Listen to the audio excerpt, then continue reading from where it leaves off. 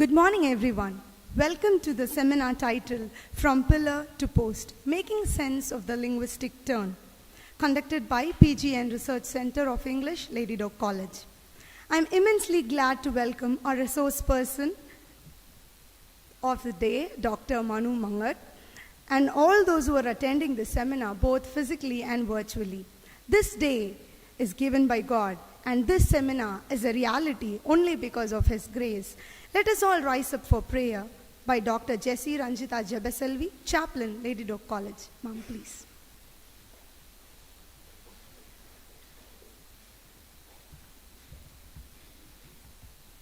Let us pray. Our loving Heavenly Father, we thank and praise you for the gift of life and for the various blessings we enjoy as individuals and as a department. Praise you, Lord, for the opportunities granted to listen to erudite scholars. On this special day, we come to your throne of grace with a grateful heart for the presence of Dr. Manu Mangat, whom you have brought to Lady Doak College to enlighten us. Thank you, Lord, for enabling him to use his potentials for the good of the student community.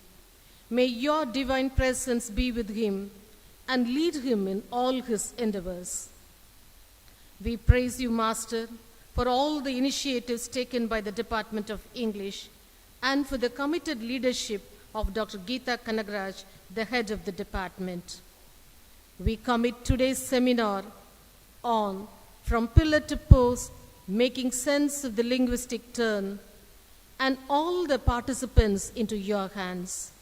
Let this knowledge sharing widen our perspectives and deepen our understanding of the subject. In Jesus' name we pray. Amen.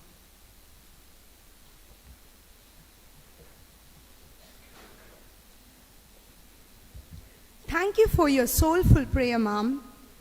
I would now like to call upon our beloved head of the department, Dr. Geeta Kanagraj, to deliver the introductory remarks and to introduce the distinguished speaker. Ma'am, please.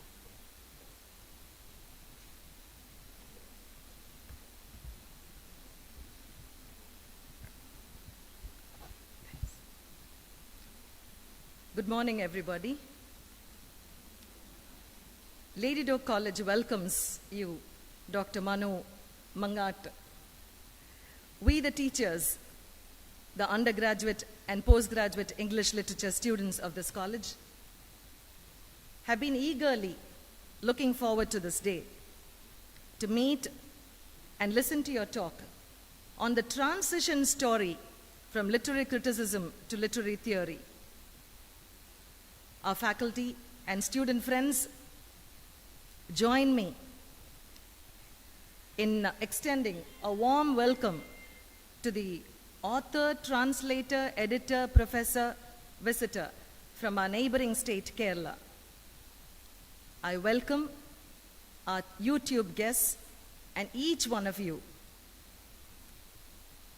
Dr. Manu is known for his valuable contribution to a great variety of literature work spilt over in the form of poems, extensive research publications, both national and international.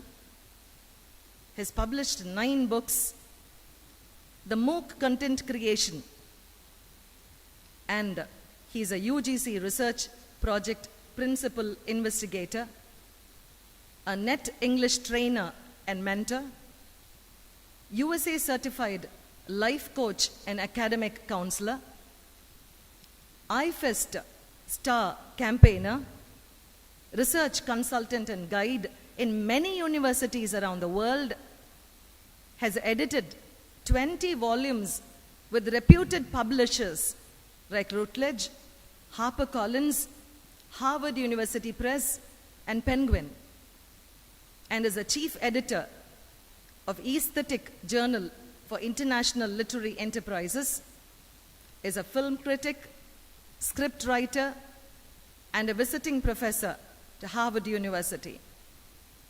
Is there anything left for us to say?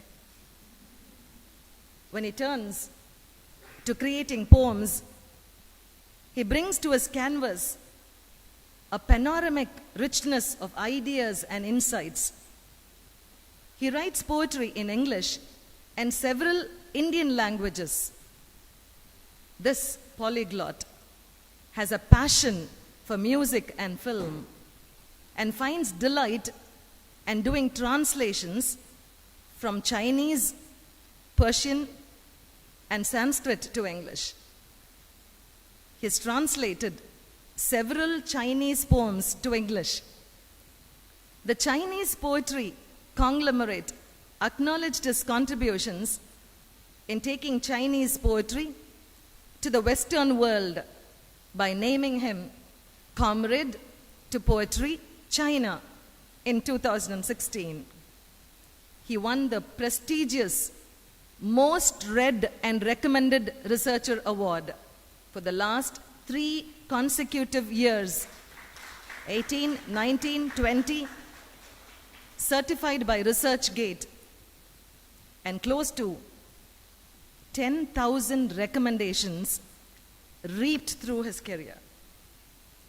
We look upon you with so much pride when we know that you have exercised such an abiding influence on hundreds of researchers and have been a national trainer and mentor, offering free online coaching for financially backward students. He has completed 16 batches now. Dr. Manu received the Bella Akhmadulina Poetry Prize in 2020 for the work on Russian poetry in English translation, with special focus on Joseph Brodsky, and got the International ISAT Award on ESM at Trivandrum, and the Research Excellence Award from Imperial University of Peking, China, in November 21. And we have heard that beyond all this, he has a gift of engaging the attention of the attendees. And we teachers know that that is a priceless gift indeed. If I were to share with you his achievements, all his achievements, believe me, it would be a separate session by itself. We bow down in reverence to your literary contributions. It's people like you who are principally wanted for higher education in India. When I asked him over the phone how he would like us to address him, doctor, professor, he said, no, just Manu. Inviting Manu to address the eager audience. Thank you.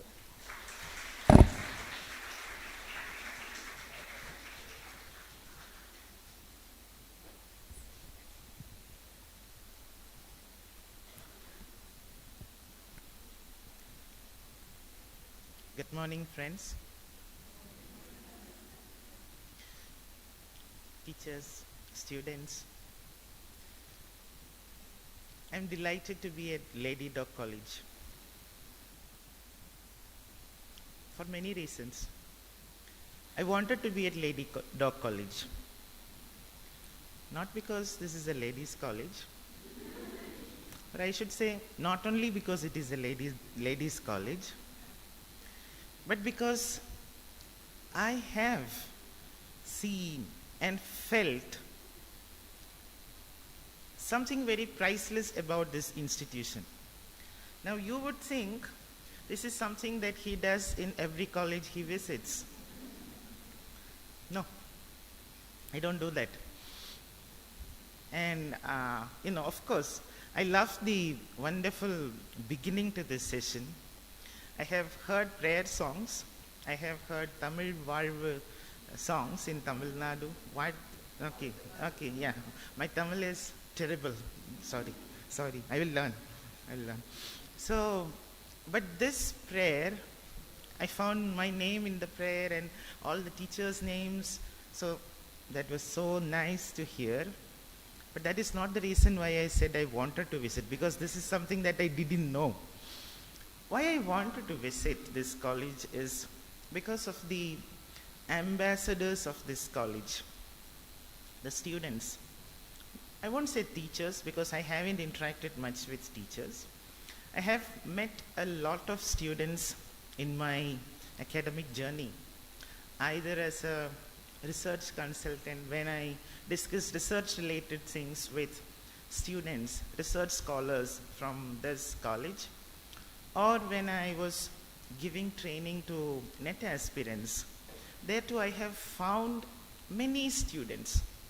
Now, two things I want to emphasize about this institution, and I would think that it would be a wrong thing if I don't do this, because in other colleges, not all colleges, in many other colleges, especially where I am speaking on research, I tell about Lady Dock College. So you can thank me for being I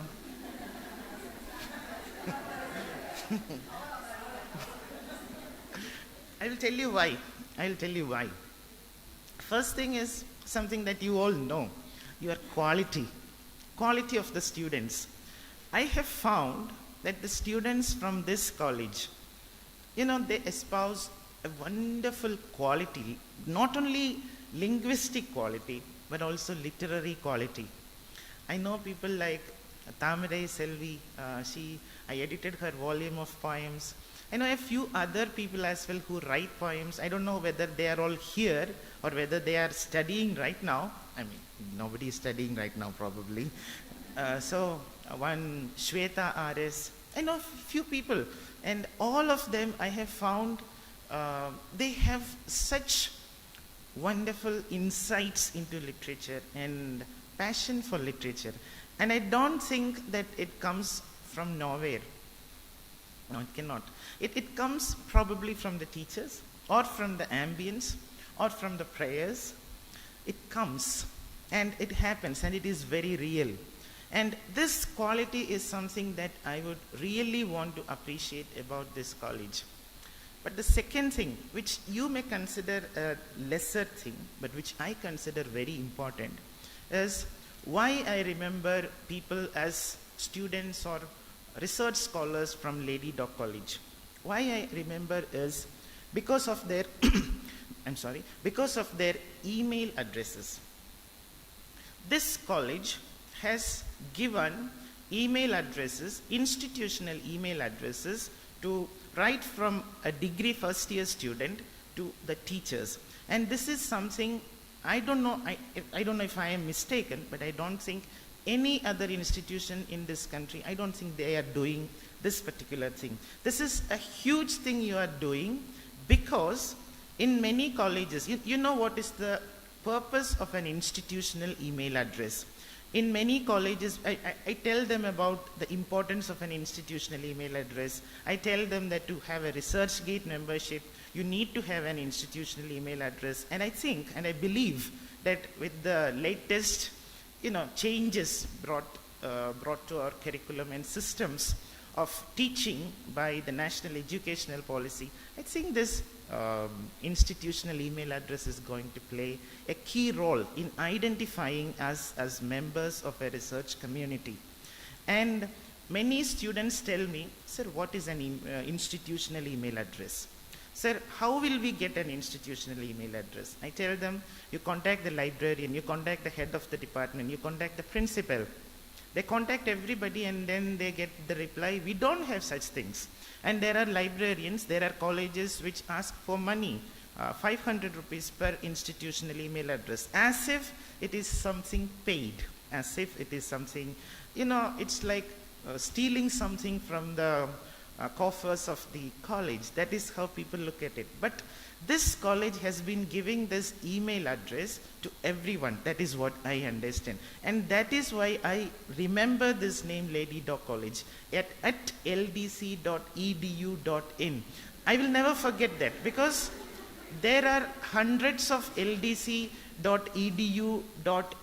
in my phone contact list. Seriously.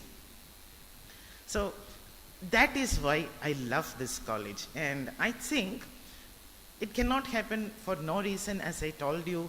And I think I heard something else about this college. Now, I don't know if it is true, but I heard that the appointments in this college are made without taking money from anyone, which is again something wonderfully appreciable. because we know what is happening around us. The prices, we are priceless, we know that. That is why probably it's increasing from lakhs to crores, and priceless teachers.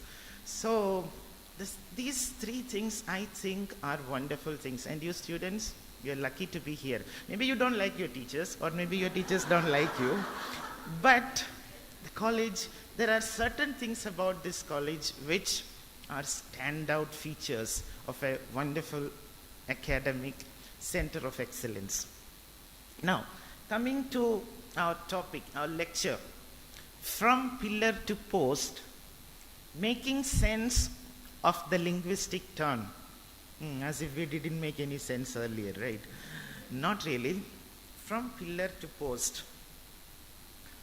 I know you know what from pillar to post means.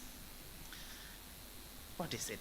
The dictionary would define it something else, moving from one place to another, or one situation to another, or one predicament to another, without actually meaning anything, or probably under harassment, probably under the application of force. You are forcefully made to move from one situation to another without any profit, and probably you are being punished. And if you look at the etymology of the phrase or the idiom, from pillar to post, you will find that it has a more than 500 year long history. It was used during the Middle Ages. What happened? People were punished by tying them to posts. People who had to be punished were tied to posts, and they were whipped. They were whipped, and then they were tied to the pillory, so that they can be showcased for the amusement of the crowd. And thus came the phrase, from post to pillar. And we are very good at inverting everything. So the 20th century decided it shouldn't be from post to pillar, let us make it from pillar to post. And this is the story of the post and the pillar. Now, what has this pillar and post got to do with linguistic turn and a presentation on literary criticism and literary theory? Not much. I'm trying to make some connection. But I hope to give you some ideas as to why pillars are representations of what we call literary criticism, theory with a small t, and why the posts are representative, are emblematic of what we call literary theory, theory with a capital T, if I may call it that way. Now, if you look at the biblical connotations of the word pillar, now let us come to the word pillar. If you look at the biblical or symbolic references to the word pillar, you will know that the word pillar has been used in the Bible numerous times to represent and suggest so many things. But first and foremost, what we understand about the word pillar is a pillar is a vertical column, a vertical axis that connects heaven and earth. A vertical something that connects heaven and earth. Now, there is something very curious and very interesting about this particular definition. I won't say that I want to do a deconstructive reading or anything. I will not do that in front of such an elite audience. I will not do that. But let us briefly recall some of the definitions that we studied. Let's say when we studied M.H. Abraham's glossary. Barbara Johnson, she said deconstruction is the careful teasing out of warring forces of signification within a text. Or Hillis Miller, he said deconstruction is not a dismantling of the structure of a text, but rather an illustration that the text has already dismantled itself. Pillar. Pillar as something that connects heaven and earth. If you look at the biblical commentators and scholars, you will find that the word pillar has been used in two different senses. One, as a bridge that connects heaven and earth, and two, as a wall that separates heaven from earth. Now, what do you think about a wall and a bridge? Two interesting things. And we cannot think about the wall without thinking about Robert Frost. Mending wall. Right, something that doesn't love a wall.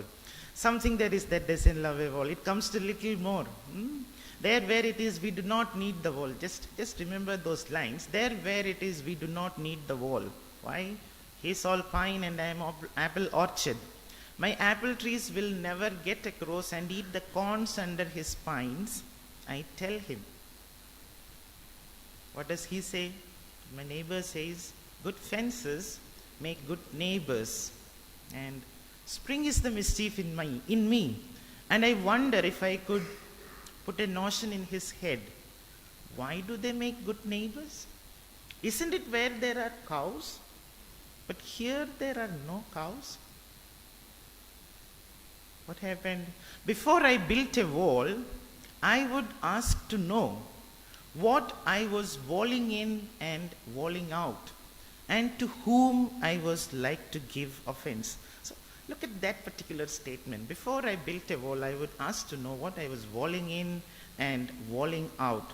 So a wall is something that we use to wall certain things in, to keep certain things near to us, dear to us, and to keep certain things away from us. Or to distance certain things. If you say the canon, cultural studies opens the canon. Now it's a door. And if it is a door, it opens the door not only for subaltern or marginalized people to come in, it also opens the door for people like Mahashweta Devi, who were in the canon, to be thrown out of the canon. We saw what happened at the Delhi University. They felt that Draupadi doesn't have any role to play in literature, and a text with such gruesome, within double quotes, gruesome sexual content that portrays the Indian army in a poor light should not be taught to students. So certain people are being thrown out, certain people are being brought in, exits and entrances, same door. Now we are speaking about walls and bridges. Think about it. The idea of a pillar as a wall and a bridge, something that connects and something that disconnects. The Bible, when you look at the Bible, you see that the word pillar is used to refer to the presence of God. Epiphany, manifestation of God. Theophany, right? It should be called theophany, manifestation of God. And how does God manifest himself? As a pillar of smoke, as a pillar of fire. And this is how God manifests himself. Now we know it is about a presence. Pillar is about a presence. And that is why I want to say that we are speaking about from pillar to post, from a presence to an absence, from an author who was the originator of meaning, from the transcendental signifier and signified, which had eternal meanings, to a death of the author, death of God. This is the transition that we see when we speak about from pillar to post. And what could be this post? You have the idea. There are so many posts. Now we are so happy that we are in the post-COVID era. Are we? We cannot say that with confidence because we wanted to say that many times and we said that many times, and each time COVID told us, no, not yet, wait, go and stay home a few more days, a few more months, I will call you back to the campus later. And then we said, okay, COVID period, not post-COVID. We are not very sure whether it is the post-COVID period. Anyway, we think that we are in, or we were in, the postmodern age. We were in the post-structuralist world, and we speak about postmodernism, post-structuralism, but also post-colonialism, post-humanism, post-truth, post-theory. Oh, what is this thing with post? Are we so fascinated with posts? From pillar to post, from presence to absence. I hope you know what it was that was happening with our presence, right? The metaphysics of presence, as Derrida would call it. There was a time when we had the author, and the author was the originator of meaning. And there was meaning. We had meaning. The author was the originator of meaning, and we had readers, good readers, competent readers, sahridayas, who, if they used the right methods and the right tactics, could find out the meaning, approximately, the meaning that the author put into that text. We could do that. Now what has happened? We said the author is dead. And it was not Roland Barthes who first said that the author is dead. We know what Nietzsche said. He said God is dead. And when Nietzsche died, somebody wrote on his wall, Nietzsche is dead, God, right? So that is the case with most deaths that are happening in philosophy. Let us be honest about it. It is one thing to speak theory and love theory. It is another thing to live theory and breathe theory. Yeah, at our home, you cannot tell these theories to your mom and say that this is what is happening around. Mama, you don't know. There is no reality out there. Then Mama will slap you. No reality. So this is your reality. Take it and go. And you are not going to have idli and sambar today because that is also a non-reality. And same to what happened to Derrida after that immortalizing lecture on structure, sign and play in the discourse of the human sciences. He went to the canteen and asked for a tea, and the waiter said, "Sir, I don't know what a tea is, because you were just saying that nothing means nothing." So we killed the author, and this killing started much earlier. Maybe you can find this death of the author, shades of the death of the author, even in New Criticism. Say, for instance, when two notoriously collaborated people, we speak of them as if they are brothers or twins, Wimsatt and Beardsley.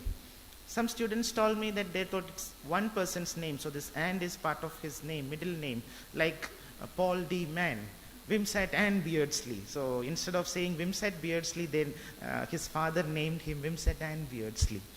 So Wimsatt and Beardsley, they came up with two fallacies, the intentional fallacy and the affective fallacy.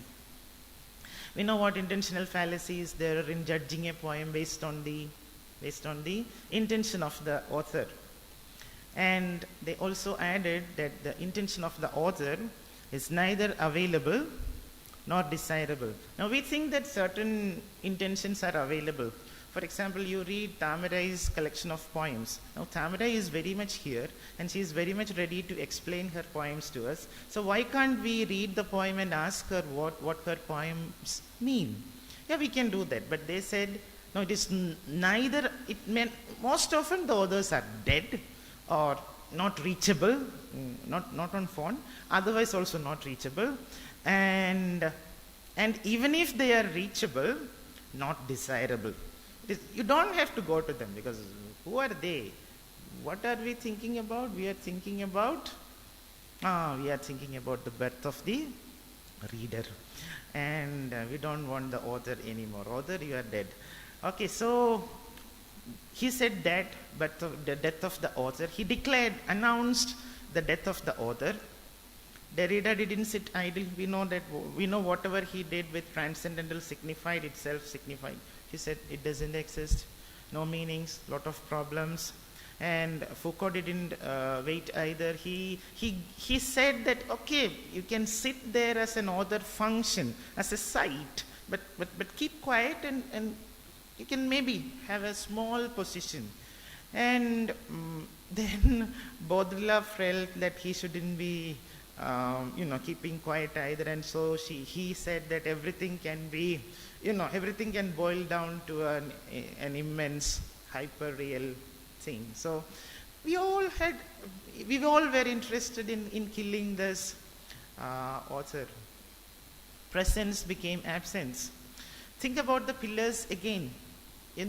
These pillars, we had God appeared, or God's presence was felt among the Israelites during their exodus from Egypt to Canaan. So during the Exodus, now Exodus is again problematic, because then somebody will say that no sir, we cannot go without explaining Exodus, because I heard it in conjunction with this diaspora criticism.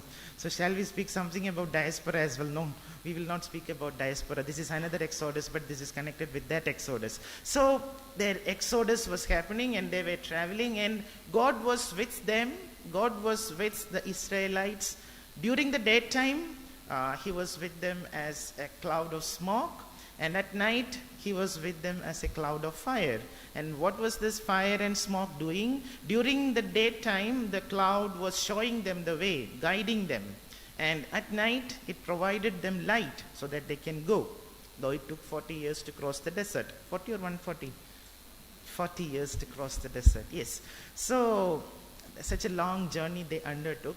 Now, when we look at this cloud and fire and pillar, there is something else interesting about this pillar as well.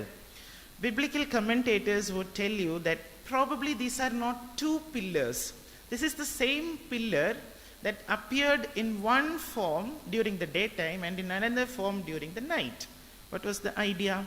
It's the same fire, it's the same cloud of fire, because at night it's dark, it shines, and so you call it the cloud of fire. The pillar of fire. And during the daytime, because the sun is shining, the pillar is slightly clouded, and that is why it is a pillar of cloud. And as far as the Israelites were concerned, the pillar was mostly good to them. It was protecting the tabernacle, it was helping them, it was giving them shelter, all these things. And sometimes it was getting angry with them, right? So, but as far as the Egyptians were concerned, the cloud wasn't kind. So we find two faces to both faces, FACES and PHACES faces. Two faces to this pillar. It has a light face, a life-giving face, and it has a dark face, life-taking face.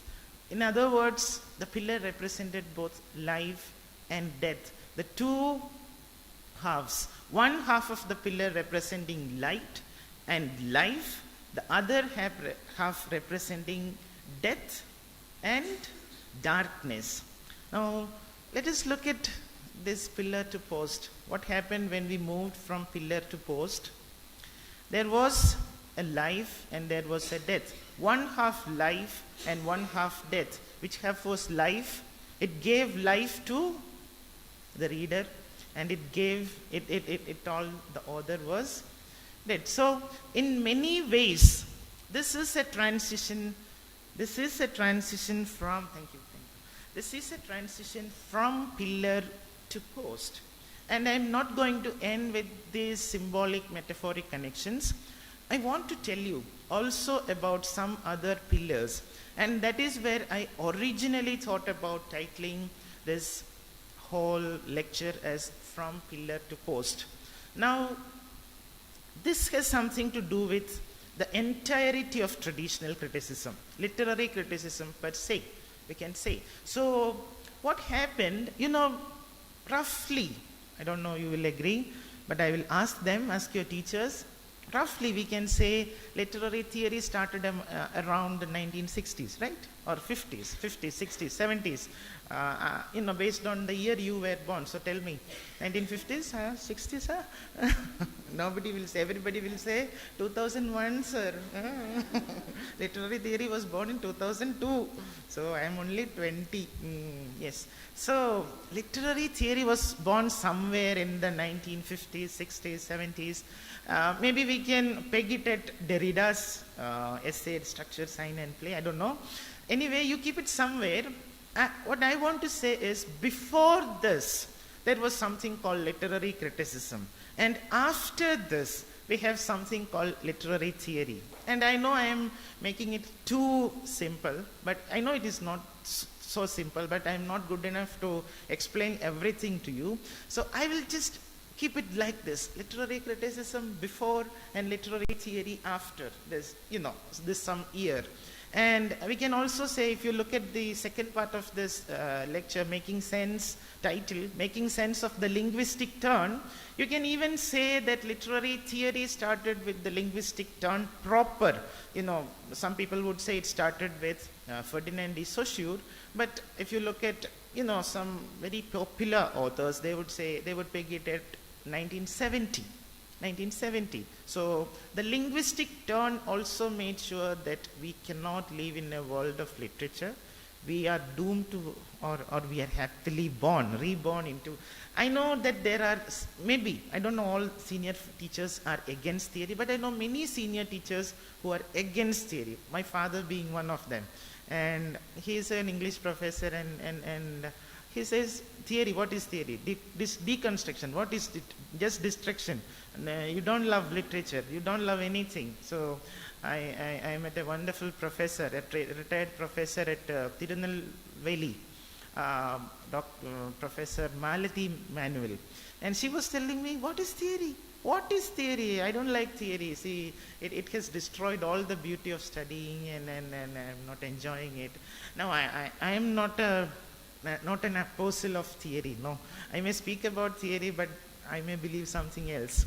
That said, this, turn, the linguistic turn can be considered as something that separated literary theory from literary theory and literary criticism. Now, what is this role of the pillar?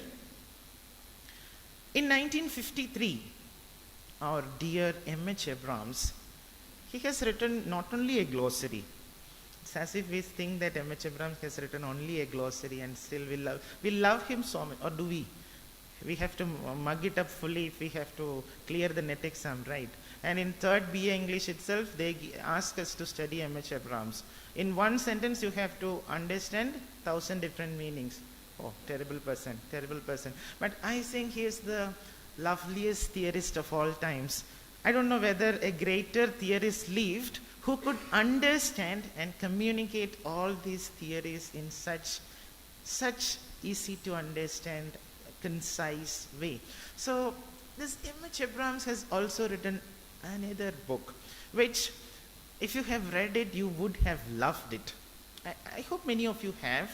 The Mirror and the Lamp. A wonderful read. The Mirror and the Lamp. This book came out in 1953. And in this book, The Mirror and the Lamp, M.H. Abrams speaks about the fundamental principles of all literary criticism. In other words, he didn't know that he was probably, getting ready for the death of all literary criticism when he explained everything. But it's a wonderful framework for us to understand, especially when we want to juxtapose traditional criticism with literary theory. So M.H. Abrams in The Mirror and the Lamp speaks about the four major basic pillars of all literary and critical enterprise. He uses a diagrammatical representation. There is a triangle, and he says that there are four major pillars in any literary activity, and on top of the triangle he placed whom? The universe, the world. At the left vertex he placed the author, right one the reader, and inside the triangle he put the literary text or the literary work.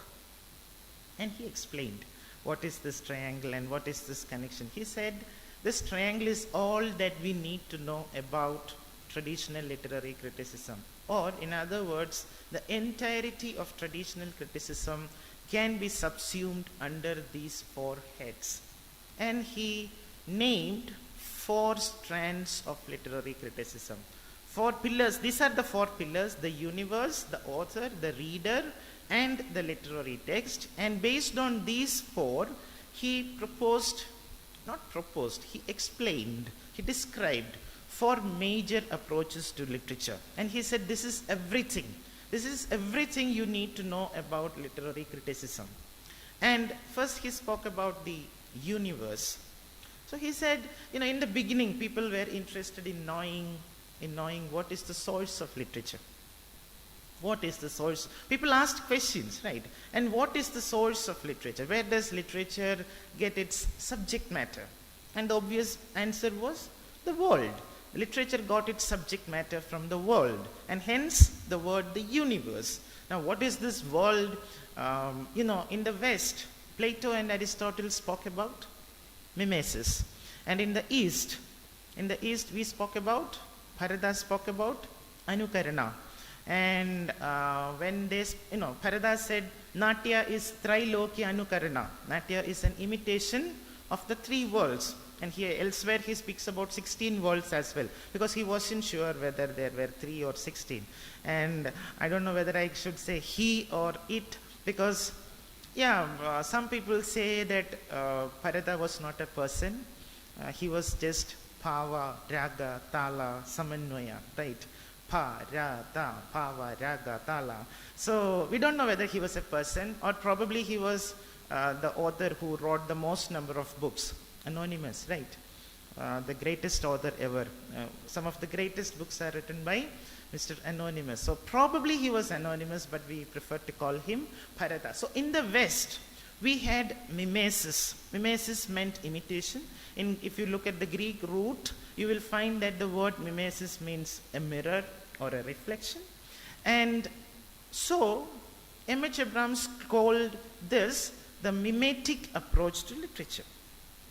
The mimetic approach to literature, or the mimetic theory of literary criticism. And what is the idea? All literature is a reflection of whatever is happening in the world. And literature is an imitation, mimesis, so it imitates whatever happens. And Plato said this, Aristotle supported that. Very rarely did he do that. Most often he disagreed with everything that Plato said. But for a change, Aristotle thought that, okay, I will agree with this idea of mimesis. So there we had the mimetic theory of literature, the first one. Based on the universe, we had the mimetic theory. And then, next, what happened? People asked some other question. Say in the Romantic age, a person like William Wordsworth or somebody like Samuel Taylor Coleridge, they were interested in the question, what is literature? What is poetry? And that is why they gave this very simple definition, because they knew that we had to study this, and they didn't want us to curse them. That is why spontaneous overflow of powerful feelings recollected in tranquility. Right? We all know. This is one definition that we all want our interviewers to ask us. What is the definition of poetry according to William Wordsworth? Sweetest question ever. So he said, spontaneous overflow of powerful feelings recollected in tranquility. Whose feelings? My feelings, Your feelings, Whose feelings, Whose feelings? Whose feelings? Spontaneous overflow of powerful feelings. I'm standing here and my feelings are overflowing. Simply, for no purpose. No, it's the author's feelings. It's it's the author's feelings, right? And that is why this is known as the expressive theory of, or the expressive approach to literary criticism. What is the idea with this expressive theory of literary criticism? Somebody like Percy Bysshe Shelley would tell us, I fall upon the thorns of life. You bleed, I bleed. I fall upon the thorns of life, I myself bleed, nobody else. I fall upon the thorns of life, I bleed. That is why when we study romanticism, your teachers told you that romanticism is intensely subjective. It is so concerned about the persona and the personality and the feelings and the sadness and the illness of the poet. That is why we are so worried about John Keats, and we are still sad that he couldn't marry Fanny Brown. Still you feel it, right, ma'am? Yeah, she's still crying. I can see tears in her eyes. What to do? What to do? And he died so young. So we are so concerned with the author. And that is why Keats knew we will be so worried about him. Though he said that, here lies one who what was it? Here lies one whose name was writ on water, right? And he didn't think he was a poet. But maybe he knew. He wanted us to remember it like that, probably. But I love John Keats. And in his Ode to a Nightingale, he begins his poem saying, sweet things. Sweet things? My heart aches, my heart aches, and a drowsy numbness pains her sense, and a drowsy numbness pains my sense, as though of hemlock she had drunk. I have drunk. It's all I, mine. The persona of the poet became the most important thing, and that is why we have the expressive theory to literature, or the expressive approach to literature in this thing. So the second person, the second pillar was founded. What is the second pillar? The author.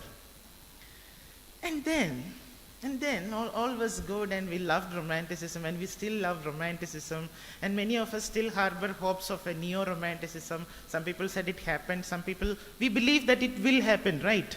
And I think that I am going to be the harbinger of next romanticism by my poetry.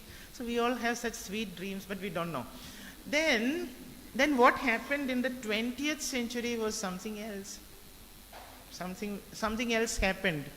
We had two major movements in literary criticism.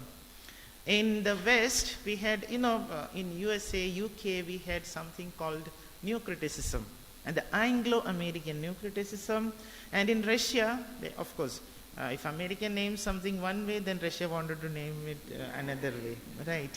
So Russians called it East European Formalism, Anglo-American New Criticism and East European Formalism. Yeah, we study a lot of differences between Anglo-American New Criticism and East European Formalism. But let us be honest about it, both these things mean more or less the same thing.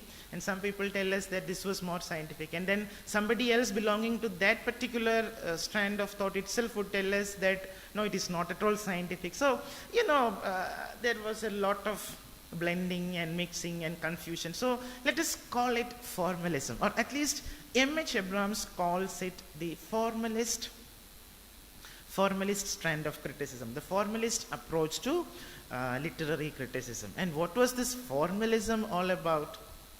New criticism, Russian formalism, what was, we know these people, new critics, John Crow Ransom or whoever, Wimsatt, Beardsley, Blackmer, Cleant Brooks, all these people. And in Russia we had those Russians, Viktor Shklovsky and Boris Eichenbaum and Roman Jacobson. So all these people, what were these people saying? What was the primary tenet? We can say that they were very interested in. What is happening? Okay, don't look there. I told you don't look there, because we are doing close reading. Don't look there, because we are doing close reading. Don't look there. We are doing close reading. Don't look behind, because we are doing close reading. Forget everything that is extrinsic to the text. Intrinsic, right? So you should not worry about the history of the author. You should not worry about the biography of the author. You should not worry about the context in which the poem was written. This was the new critical, the formalist method. What is the idea? What is the idea? And they spoke about the intentional fallacy and the affective fallacy. What is affective fallacy? The error in judging a poem based on the effect on the reader. So we should not worry about the effects as well. So this was what was happening. And so I was telling you about formalism. And what exactly does this formalism mean? I would think it is something like, for example, your teacher, you have Ode to a Nightingale in your syllabus. Your teacher comes to the class, first day. My dear students, I am here to tell you about John Keats's Ode to a Nightingale. First, let us look at the Romantic age. The Romantic age came after this age, and it came before this age. Okay. And it was an age.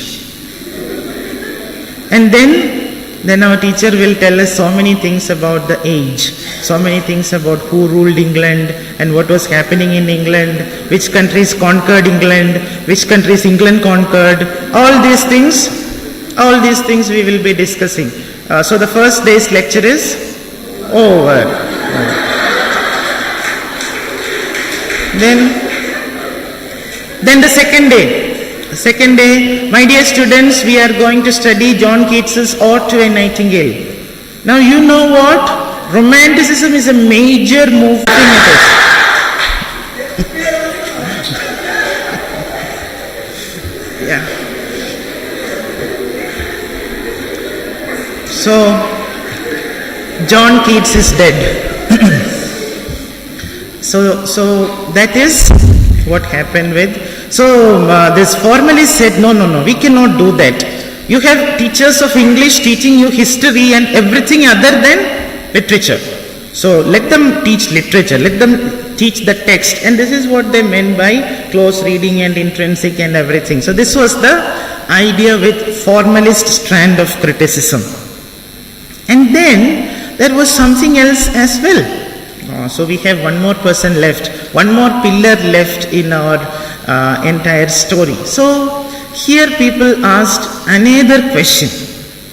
What is the purpose of literature? What is the purpose of literature? And of course we have to start with the Greeks. So Aristotle, Plato, they said so many things about the purpose of literature. Plato said, "Hey, rascal poets, I will banish you out of my ideal republic. I don't want you here." Now, we know that Plato was probably the most poetical of all philosophers, whereas Aristotle was the least poetical of all philosophers, but we have to somehow quote Aristotle to defend poetry against its detractors. Now, why did Plato banish poets from his ideal republic? Because he loved them, right? Because he knew that a poet is hugely powerful. Apare kavi samsare kavireva prajapati yatha samay rojade vishwam tadedam parivartade. In the infinite world, the poet is the only creator and he transforms the world as it pleases to him. This is what Plato knew very well. And so he said, I am creating an ideal republic, and in my ideal republic I want only one center of power. That should be the king. So if there is a poet in my republic, people will listen to him, because the king will appeal only to the brain of people, but the poet will appeal directly to the hearts of people, and people will obey the poet. And then what will happen? If there are more than one center of power in a republic, there will be war, chaos, civil wars. That is why Plato wanted to banish. But he also said poetry is like this, it is immoral, and it presents things, very bad things, and it feeds and waters the emotions instead of drying them up. So he called poets liars, and they are presenting as if this is truth. So he had a lot of problems. And then the solution came in the form of Aristotle. His problems were all solved by his disciple. Now we know that entire clan of great teachers and great students. We had Socrates, who drank. We only know about Socrates that he drank hemlock and died. We don't know anything about whatever else he did. Anyway, Plato was his disciple, and Plato's disciple was Aristotle, and Aristotle's disciple was Alexander the Great King Alexander. So Aristotle thought that he should pay a rich tribute to his guru, Plato. How? In his Poetics, he does not mention his guru, Plato, even once. And he made sure that everything that Plato said, he subverted and, attacked and proved wrong. He disproved whatever Plato said. And we would think that he was such a terrible student, right? We are all such good students that we never question our teachers. We never answer our teachers, let alone question. So, Plato's arguments were, whatever happened, so this was the idea. And they were concerned with the purpose of literature. And what was the purpose of literature according to Aristotle in his famous definition of tragedy, chapter 6, Poetics? Tragedy is defined as the imitation of an action that is serious, complete in itself, of a certain magnitude, in an embellished language, through action and not through narration, and through pity and fear evoking a catharsis of these and such like emotions. Finished. So, what is the effect?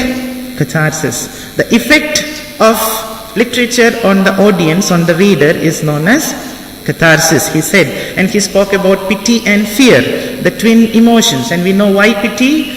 Pity because we see a man like Oedipus or Hamlet suffering, and when a good man suffers, our emotion of pity is evoked. And fear, because if this happens to Oedipus, who is so good, then what will happen to me? Oh my God, I cannot imagine. So that is why we feel a lot of fear as well. What will happen to me? So pity and fear, the twin audience emotions. And then, so this is what Plato had a very moralistic view of looking at the effect of literature, and Aristotle had a very, aesthetic way of looking at the effect of literature. And Horace, the Roman poet, felt that I will just take these two things and I will put it into one, and then that will present it as a new theory. He was a nice plagiarist. So he said the purpose of literature is to delight and to instruct. Dulce et utile. Dulce et utile. To delight, to entertain people, and to instruct people, the didactic and the aesthetic dimensions of literature. So all these people were looking at the effect a literary work can have on the reader. So the reader became, in a sense, the center of attention, and these people spoke about the effect. And that is why we have the fourth major pillar, the reader, in traditional criticism, as per M.H. Abrams. Now, it doesn't stop with Western criticism only. The same happens in Eastern criticism as well. Parada spoke about, for example, what is the effect of literature. Not only, you should not forget Longinus, right? He spoke about the sublime, and he said the effect of truly great literature on a great wonderful reader is the transport. He will be transported, just as Keats was transported to the world of the nightingale. Already with thee, tender is the night, and happily the queen moon is on her throne, clustered around by all her starry face. So he was so happy. Transportation. This is what great literature can do to you. And we had Sidney speaking about it. We had Dryden speaking about the effect of literature. All these people were speaking of the effect of literature on the reader. And in the West, Parada said, what a great literary work can do to a reader is, it can take you to a state of Brahmananda. It's like the soul becoming one with its creator. It's a Brahmananda or Rasa Anubhava. And Parada made his cryptic formula, what is it? Vibhava, Anubhava, Vipichari, Samyogat, Rasa Nishpatti. So rasa is formed, and rasa, the aesthetic relish, is the ultimate purpose of all aesthetic, all literary work. This is the Eastern way of looking at things. So this strand of criticism came to be known as the pragmatic approach to literature. Now this is the entirety of M.H. Abrams' four pillars. The four pillars, which are the four pillars? One, based on the universe, we have the mimetic approach to literature. Based on the author, we have the expressive approach to literature. Based on the literary text, we have the formalist approach. And based on the reader, we have the pragmatic approach to literature. And so we are here, and I would take you to one more meaning of pillar. One more meaning of pillar, because I am so fond of pillar. Pillar represents stability. Pillar represents stability. And if a pillar is broken, there is death and destruction. From pillar to post, what happened? There was a lot of stability. We had meaning. So, if you look at the entirety of traditional criticism, we can find four major aspects of traditional criticism. One, they were very clear as to what is literature and what is non-literature. Traditional criticism. Now, who knows what? Everything is literature, right? We don't know what is literature, and everything is non-literature. Secondly, they knew that the author is more important than the critic, and literature is more important than criticism. So, in the famous phrase, literature, criticism played a handmaiden role to literature.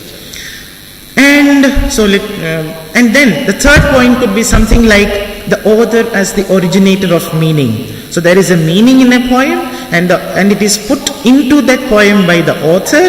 And so this is the idea, the author as the creator of meaning. And finally, the reader is somebody. If you are a good reader, you can find out the meaning of a poem if you follow the right methods, right strategies. And so the idea was there was a fixed meaning.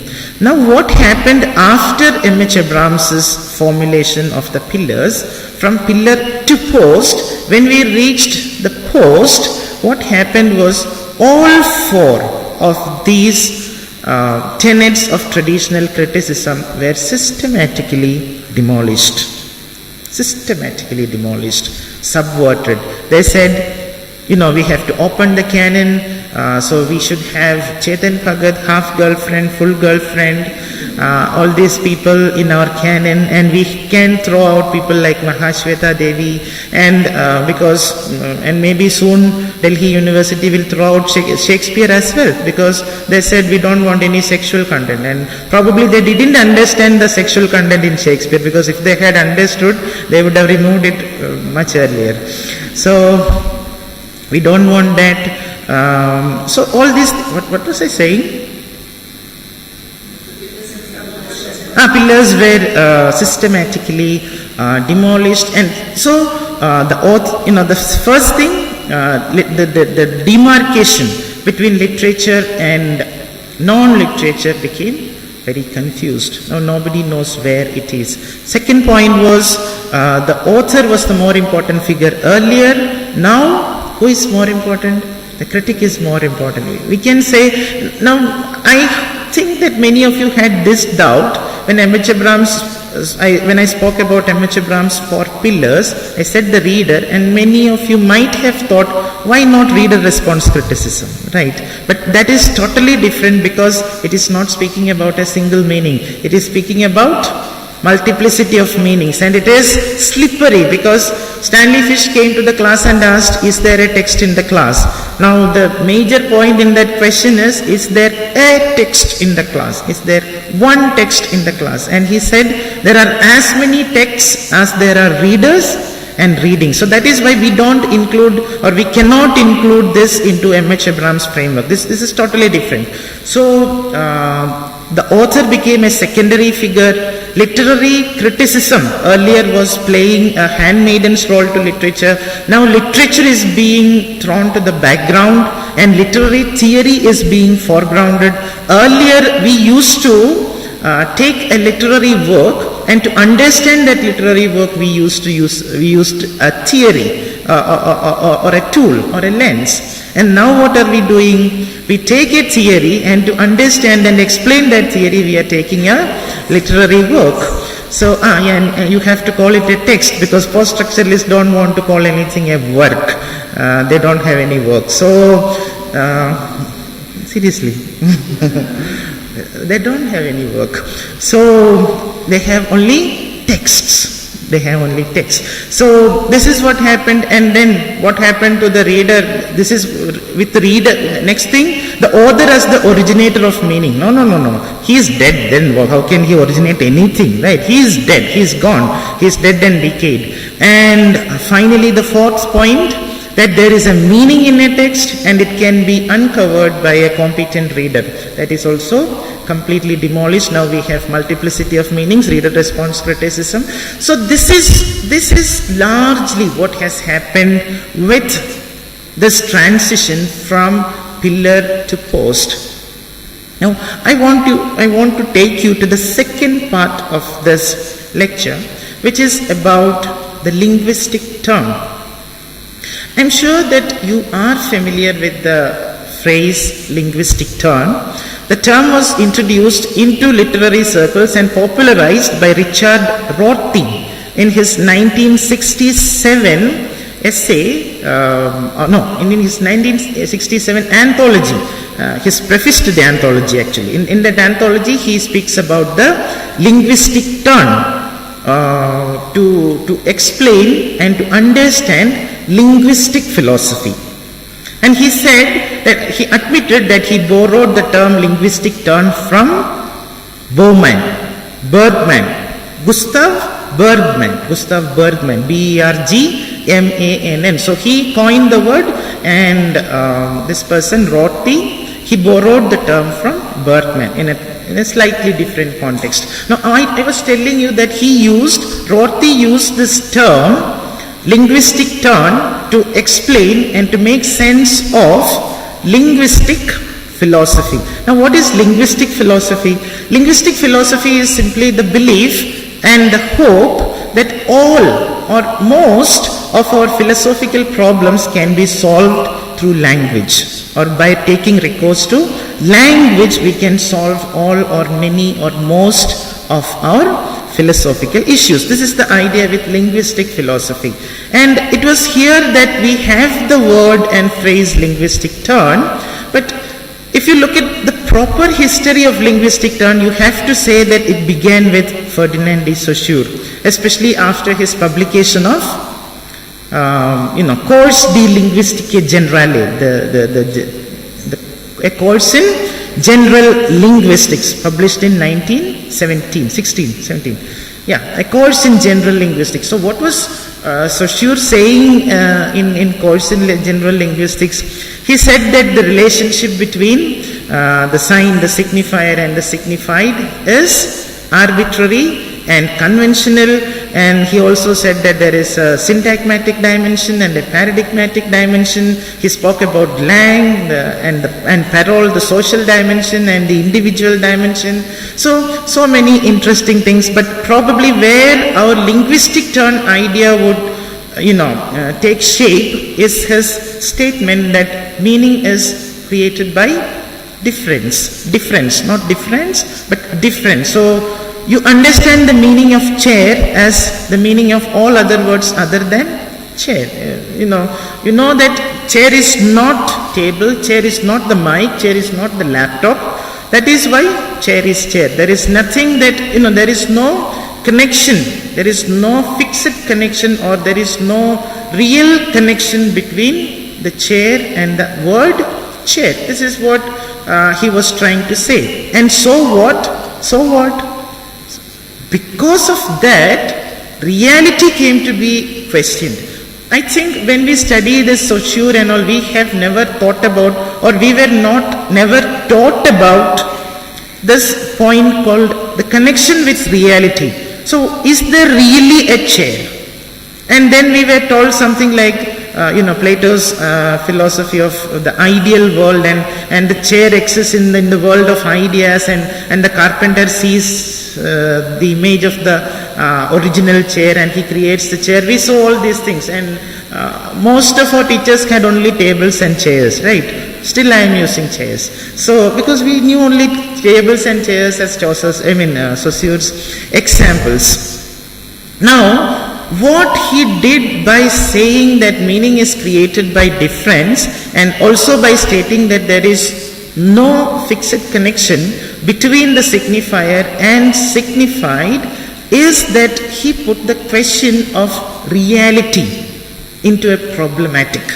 He tried to suggest that reality, is there something called reality? And if at all there is a reality, structuralists were quite, liberal. So they thought, we will not say there is no reality, we will not say there is no reality. Instead, we will say something like there is a reality, but that reality is represented through language. And this representation of reality through language has nothing social or historical about it. It is just arbitrary and conventional. So there was a small question mark put against reality by Ferdinand de Saussure. And until the 1960s, 70s, we all believed, you would say that we were not born, sir. I was also not born. But, traditionally we all believed until the 1960s and 70s that there was something called reality out there. There is something called reality. There is a mic, whatever Saussure said, difference and all, that is his philosophy, linguistics, whatever. There is a mic here, I know that. It may be real or unreal, you can say whatever, but there is a mic. So this was our basic idea, and intuition told us that there is a reality. And even out of philosophy, as an aside, every philosopher would say that, I say all this, but I don't mean that.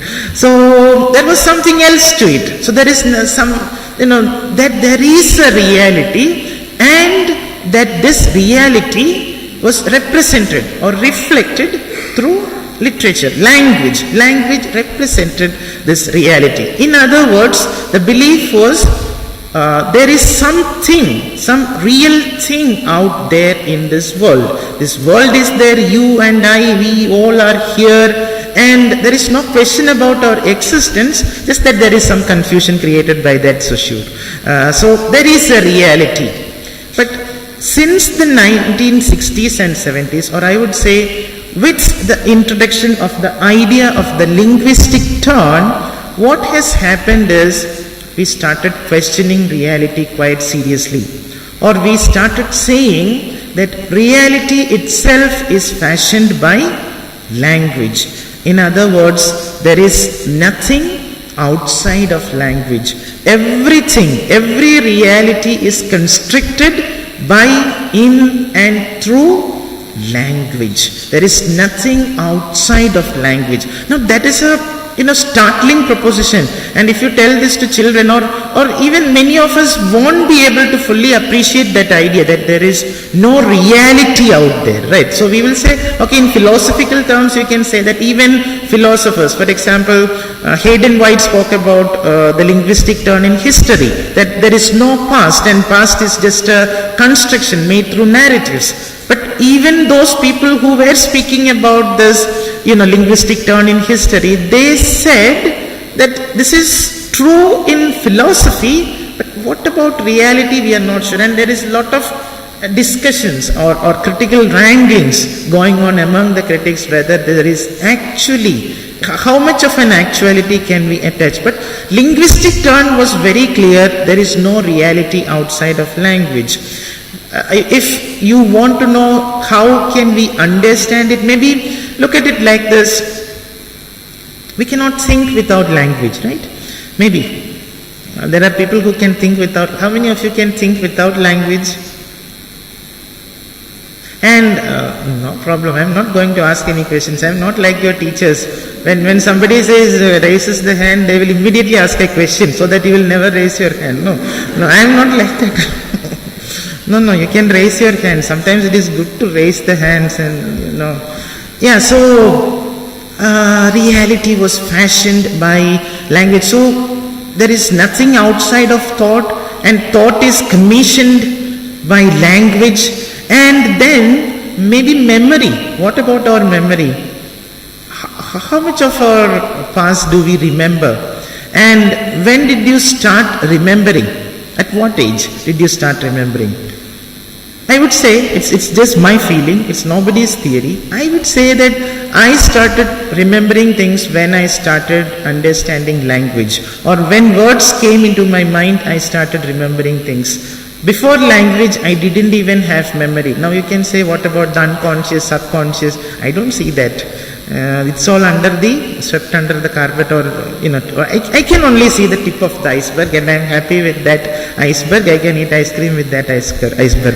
So that is fine. So the problem was very real, but there were some angels shining in this darkness, because we wanted some reality desperately. We wanted to cling on to some reality, because we don't want to believe that there is no reality, because we exist. Seriously, I exist. Please, sir, don't say I don't exist.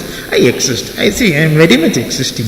And I am feeling, pain, everything I am feeling. So I am very much existing. We will want to say that. And Martin Heidegger, he is an unbelievably good writer. His Being and Time, I would say, is a magical book. It's poetry. Many people would tell you that it is philosophy. Most people will tell you it is philosophy. But the way it is written, you will feel that it is poetry. Being and Time. In this book, Being and Time, Martin Heidegger, he says, language is the house of being. Language is the house of being. In its home, human beings dwell. Those who deal with language, those who deal with words, those who think, those who create with words are its guardians of this home called language. He uses such symbolic, metaphorical, and such beautiful language to describe the beauty of language, or the omnipresence and omnipotence of language. He asserts that everything is language, but he says that in such sweet terms that we want to love him and his book Being and Time. Now, when he wrote this book Being and Time, his idea was not to speak about reality. His idea was to explain and understand the condition called being. What is being? That is what he wanted to understand. And he said it is language that constitutes our being. This is the idea. Now, what is this thing with being? Think about it. Think of the word being. When we study grammar, for example, we say that there is one word which has so many different meanings and which decides whether something is past or present perfect or past perfect or present continuous or present future perfect continuous or whichever continuous. No, we say something is there called be. When good teachers, I think, when they teach grammar, they would first tell the students about this be. And I think be is God in language. Be is the God in language. There is nothing more powerful than be, right? Let there be. God said, let there be light. Finished. Started, right? It started. So, be. Now look at the word be and think about, in grammar we say that there are, 7 forms to the word be, right? Are, is, was, were, being. And these 7 forms of be tell us when something happens. And that is why we are so tense about tense. The whole thing called tense, which has, instead of making our future perfect tense, there is nothing perfect about our future, right? Everything is tense. Past was tense and future is also even more tense.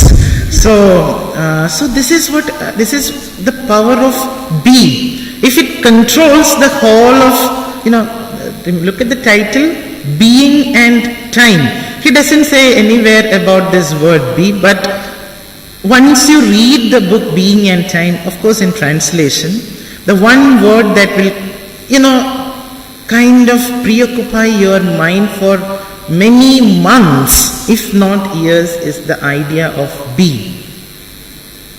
Be. God is be. And, in the beginning there was the Word. The Word was with God, and the Word was God. Which is that word? I think it is be. Chaplain man. She is saying that this idiot is saying so many things about the Bible. Yeah. Sorry ma'am, you can explain it to them later. Yes. So B. And Martin Heidegger also said something very interesting. Words in language are not the wrappings in which things come or things exist for the commerce of those who write and speak. Rather, words and language are where things first came into being and exist. Got the idea?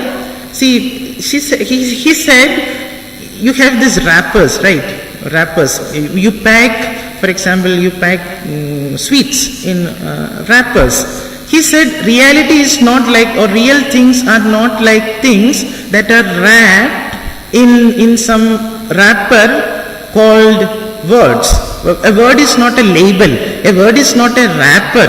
Actually, it was in this thing called words and language that things first came into being, and they exist in language. So there is nothing outside of language. This is the idea that they wanted to convey, and this is the linguistic turn. This is the linguistic turn. And Christ said, you believe. Faith can move mountains, but you believe. And how does this belief happen? You have to say, you tell this mountain to go and fall into the sea, and what will happen? It will walk and run and fall into the river. So, fall into the sea.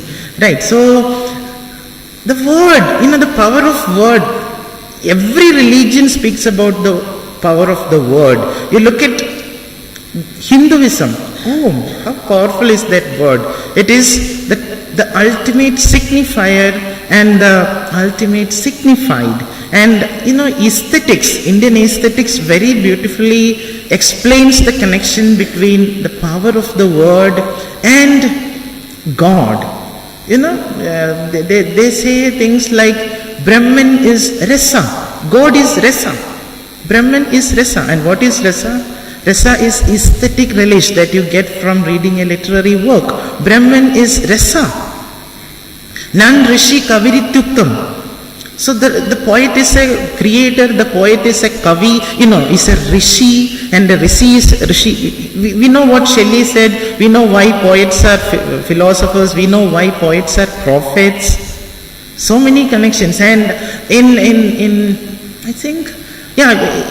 Lord Krishna, in his Gita, Bhagavad Gita, he tells Arjuna about beauty actually.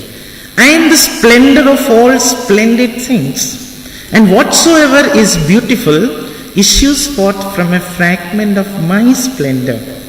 So whatever beauty you find around you is a fragment, is a small spark from the splendor of God. It exists everywhere, and probably we all are called when we write a poem, when we give a lecture, when we write a story, we are called upon to fill those minor vacuums that are there, those minor vacuums called unbeauty or ugliness out there with little thoughts and knots of beauty. And this is exactly what linguisticality also speaks about. Now what is this linguisticality and textuality, the great gospel of the 21st century, linguisticality and textuality? Do we need a break? Or no, we don't have a provision for a break. No problem. If you will give a Kit Kat, definitely we can have a break. Otherwise not. I have recommended, I don't know whether they will give. Your teachers. Okay, don't worry, we will. I was just thinking whether you needed a break. I will go on till evening also, and then you will all go. So, she is taking Kit Kat. Yeah. Here comes the Kit Kat. Here comes the Kit Kat.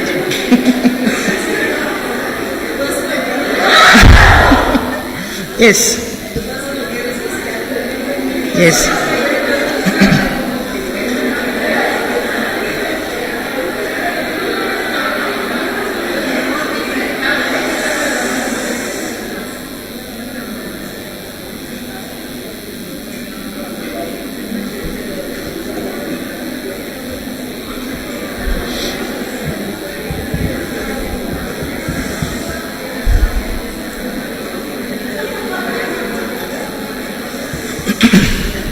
What do you think about Dhoni being replaced by Ravindra Jadeja?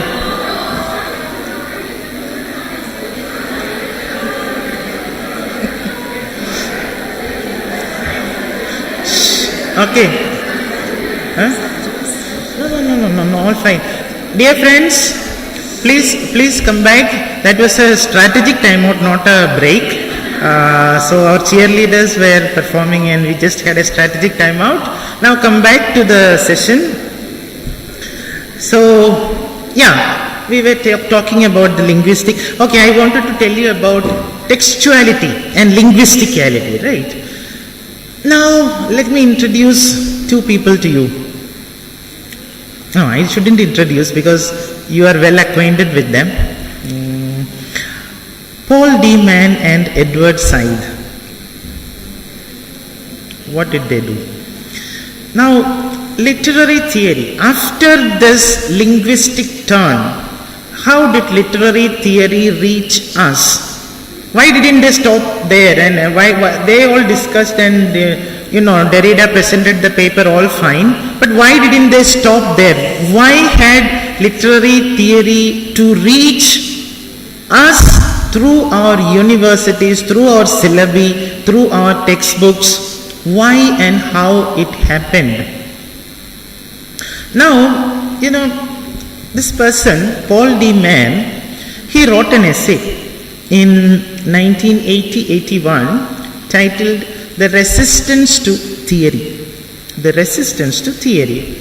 And this essay was later published in a book form, and the book was eponymous, titled as Resistance to Theory itself, and it was published in 1986.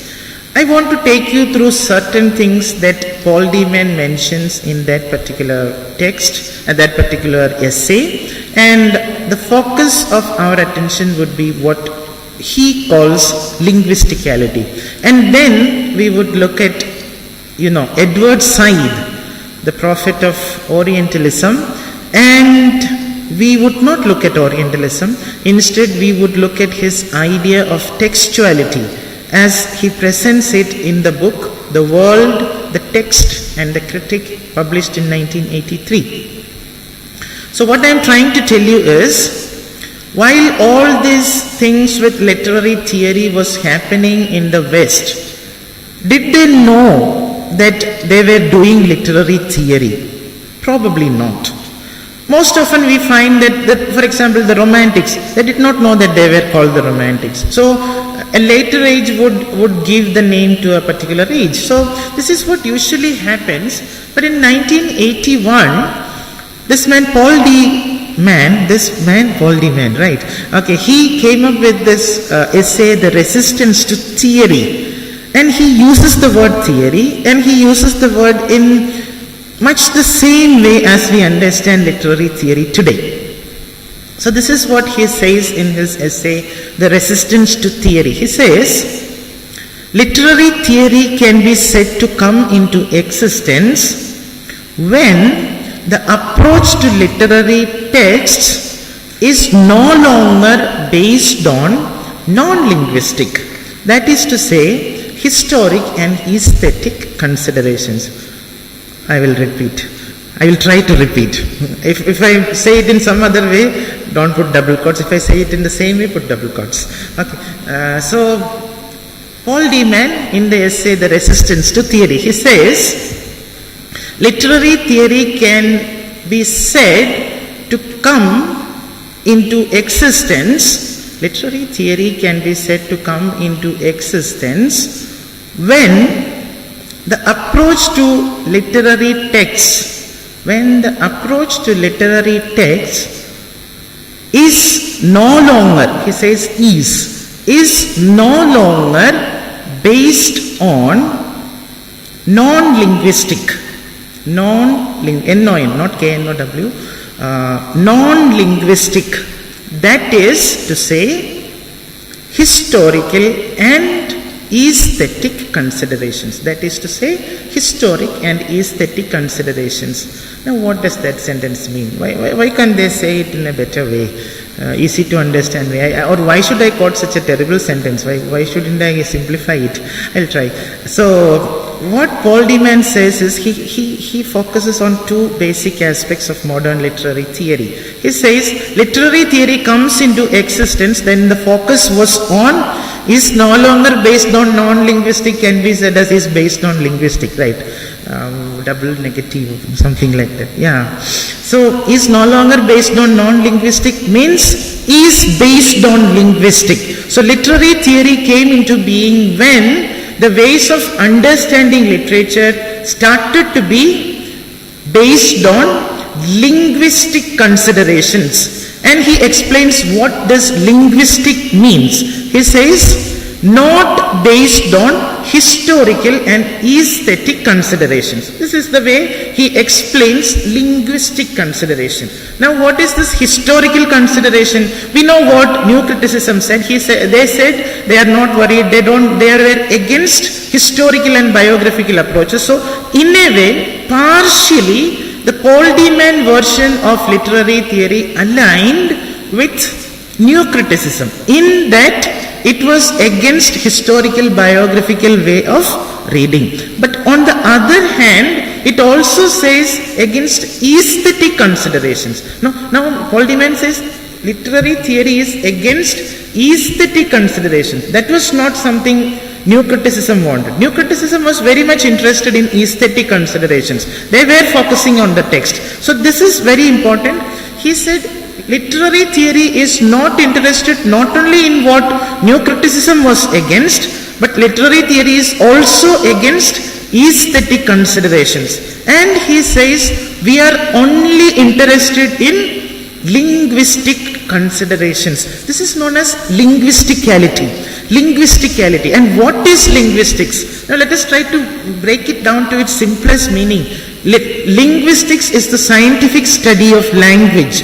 So they were thinking, or literary theory is thinking, or literary theory thinks only in scientific terms, that too using the terms used by the linguistics, and that would partly explain the difficulty in understanding literary theory, because we are not experts in science and we took literature because we could not understand science or we could not score in science, and now what are we discussing all the time? We are discussing linguistic terminology, which is nothing but scientific way of understanding language. Marlowe in Heart of Darkness would have said horror, right? This is what is happening to us. Linguisticality. We are focusing only on the linguistic phenomenon. And he says that I will try to summarize and put it in easy words like this. He says, literary theory occurs literary theory occurs with the onset of linguistic terminology in the meta-language about literature. With the arrival of linguistic terminology in the meta-language about literature. Not even language, meta-language, language about the language of literature. And we are using linguistic vocabulary to understand the language about the language of literature. What? No, don't do this to us, right? So this is how Paul Deman explained literary theory. Now, I told you it partly aligns literary theory with a version of New Criticism, but it is completely against New Criticism in that it is not at all interested in aesthetic considerations. Secondly, and more importantly, Paul Deman's version of literary theory aligned literary theory to two major strands of Western criticism that were emerging, or I don't know whether I can still say that were emerging in the 1980, but it was kind of still emerging.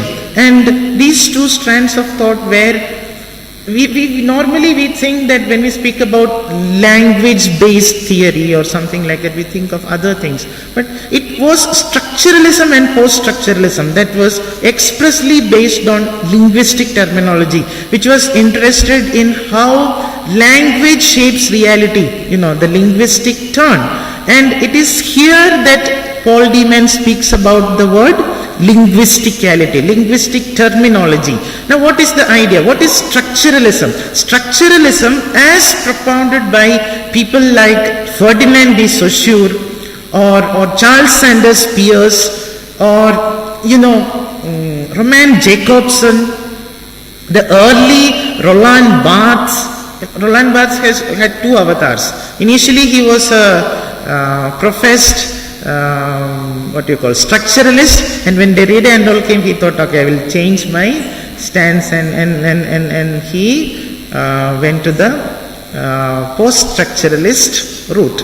So the early Roland Barthes, all these people, their version of structuralism, this is how linguisticality was explained by Paul Deman. And the second, and probably the most important and the most relevant strand of this Paul Deman version of literary theory was the one which aligned literary theory with post-structuralism, as practiced by, most importantly, three people.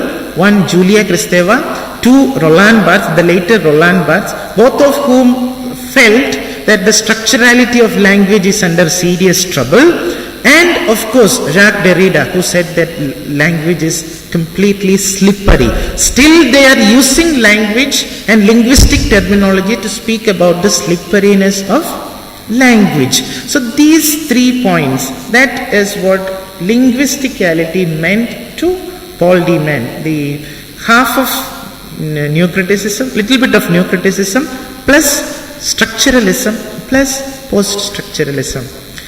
And Edward Said said, I am not happy. I don't like this.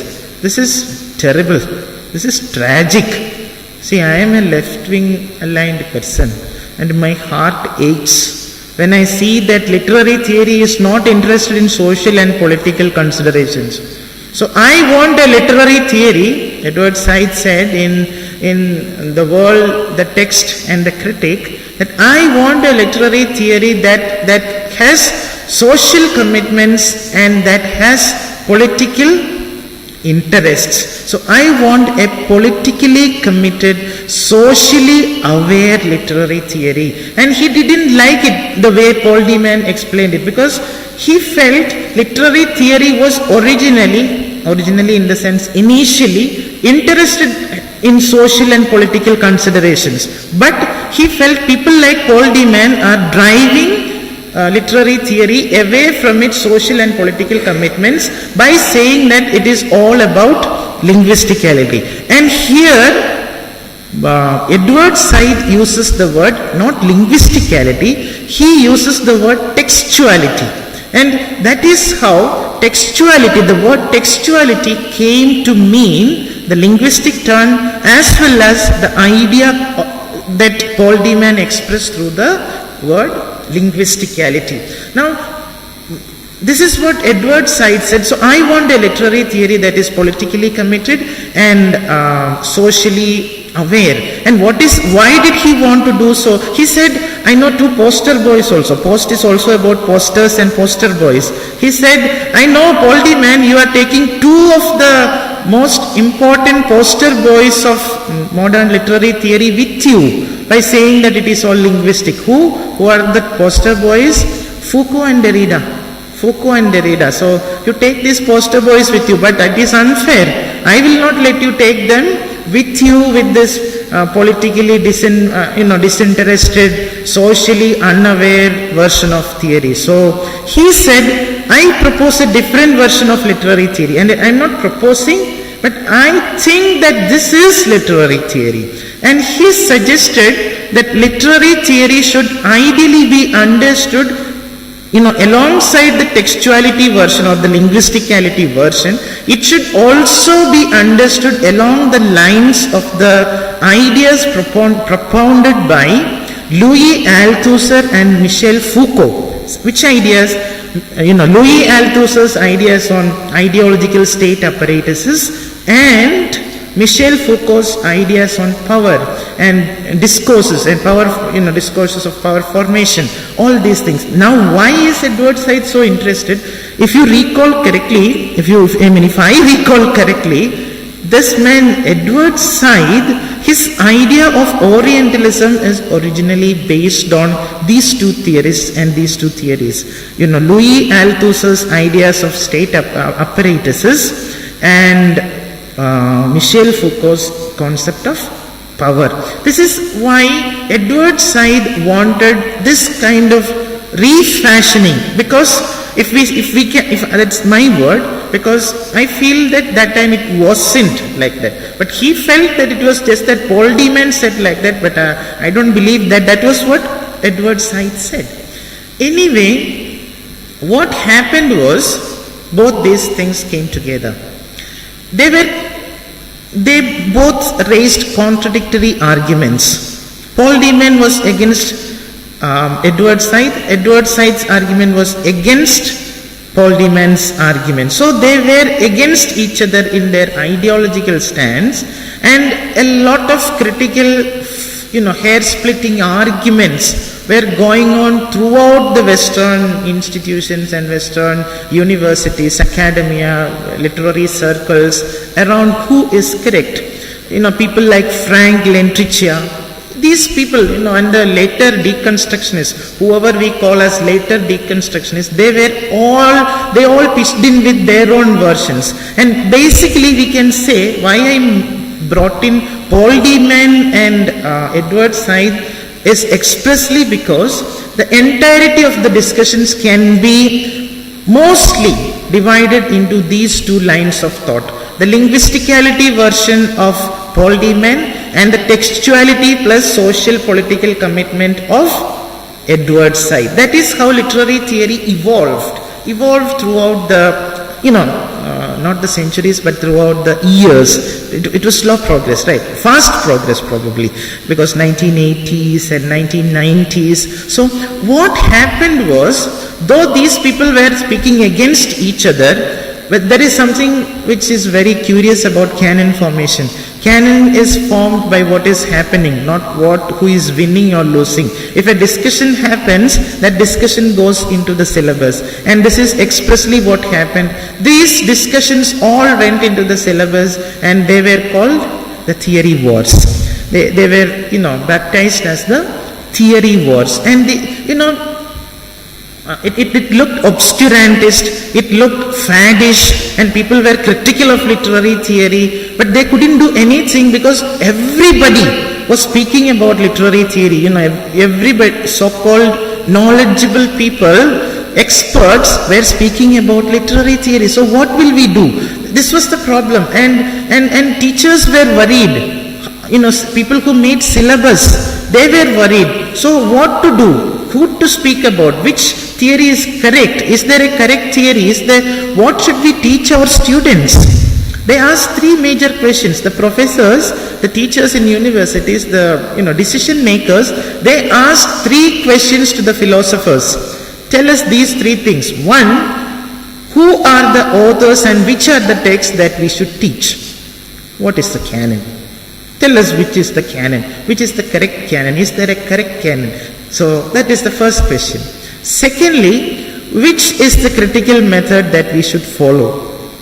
Now, so many things, nothing is clear and everybody is fighting.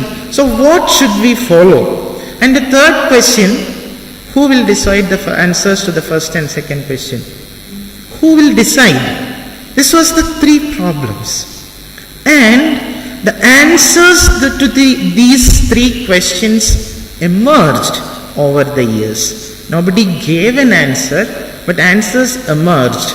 The first answer was literary theory came into the literature departments throughout the West. Not English literature departments alone, throughout all the literature departments all over Europe and the USA and UK, everywhere. What happened? Literary theory came and took its place in the literature department. Though not pride of place because they were given a side seat. We literature teachers are everything, so we will sit on these chairs. You people who speak about literary theory, you can take those steps. You can sit there and don't look at us, and if you need any advice from us, you can take that. Otherwise, sit quietly and don't talk. This was how we, accommodated literary theory. This was the first response. The second response was more interesting and more sensible. It was a call for interdisciplinarity. They suggested that we need a lot of interdisciplinarity in our studies because we are not studying literature anyway. Because literary theory has nothing to do with literature. We are studying philosophy, we are studying anthropology, we are studying so many things, everything except literature. So naturally, literary studies should be interdisciplinary. And Jonathan Culler, probably he anticipated what was going to happen with this, national educational policy of India, that they will say that by 2040, India should be, our universities should be, our departments should be fully interdisciplinary. And Dr. Abdul Kalam said by 2020, India will be a superpower. In 2020, India will be a superpower. And in 2007, India won the World Cup in 2020. Right. That is why we consider Dr. Abdul Kalam a great, visionary. He could see what was happening to India in 2020. So he said that in 2000, and within 7 years it happened. India became a superpower. And now the UGC is planning to make us all interdisciplinary. And let us see whether there will be any department left to be interdisciplinary in 2040. Anyway, we have such visionary people deciding things. Okay, so interdisciplinarity. Now, Jonathan Culler in his book, The Pursuit of Science, published in 1981, another interesting book. Culler is a theory person. Structuralist Poetics came in 1976. All very interesting books and curious names. Jonathan Culler, I like that name. So, in The Pursuit of Science, Jonathan Culler suggested that literature departments should now have some manners, basically. You know that you are not teaching literature anyway, because you are teaching history, biography, all these things anyway. So do one thing. Don't kill your students by teaching literary theory all on a sudden in the third year. Third year syllabus all on a sudden. This is what is happening. In most universities, literary theory is suddenly imposed on students, poor students, and suddenly, until yesterday, our teachers were speaking about Shakespeare and John Milton and touchstone method and things like that. And today, our teacher is coming and telling us about ontology, epistemology, phenomenology, ology. What has happened to our teachers? Suddenly they stopped making any sense. Earlier they were at least making some nonsense, but now they are not even making any sense. What is happening? So Jonathan Culler said, don't do that. Please do one thing. From the first year onwards, you start tormenting them so that by the time they reach the third year, they will get used to it. It's not like that.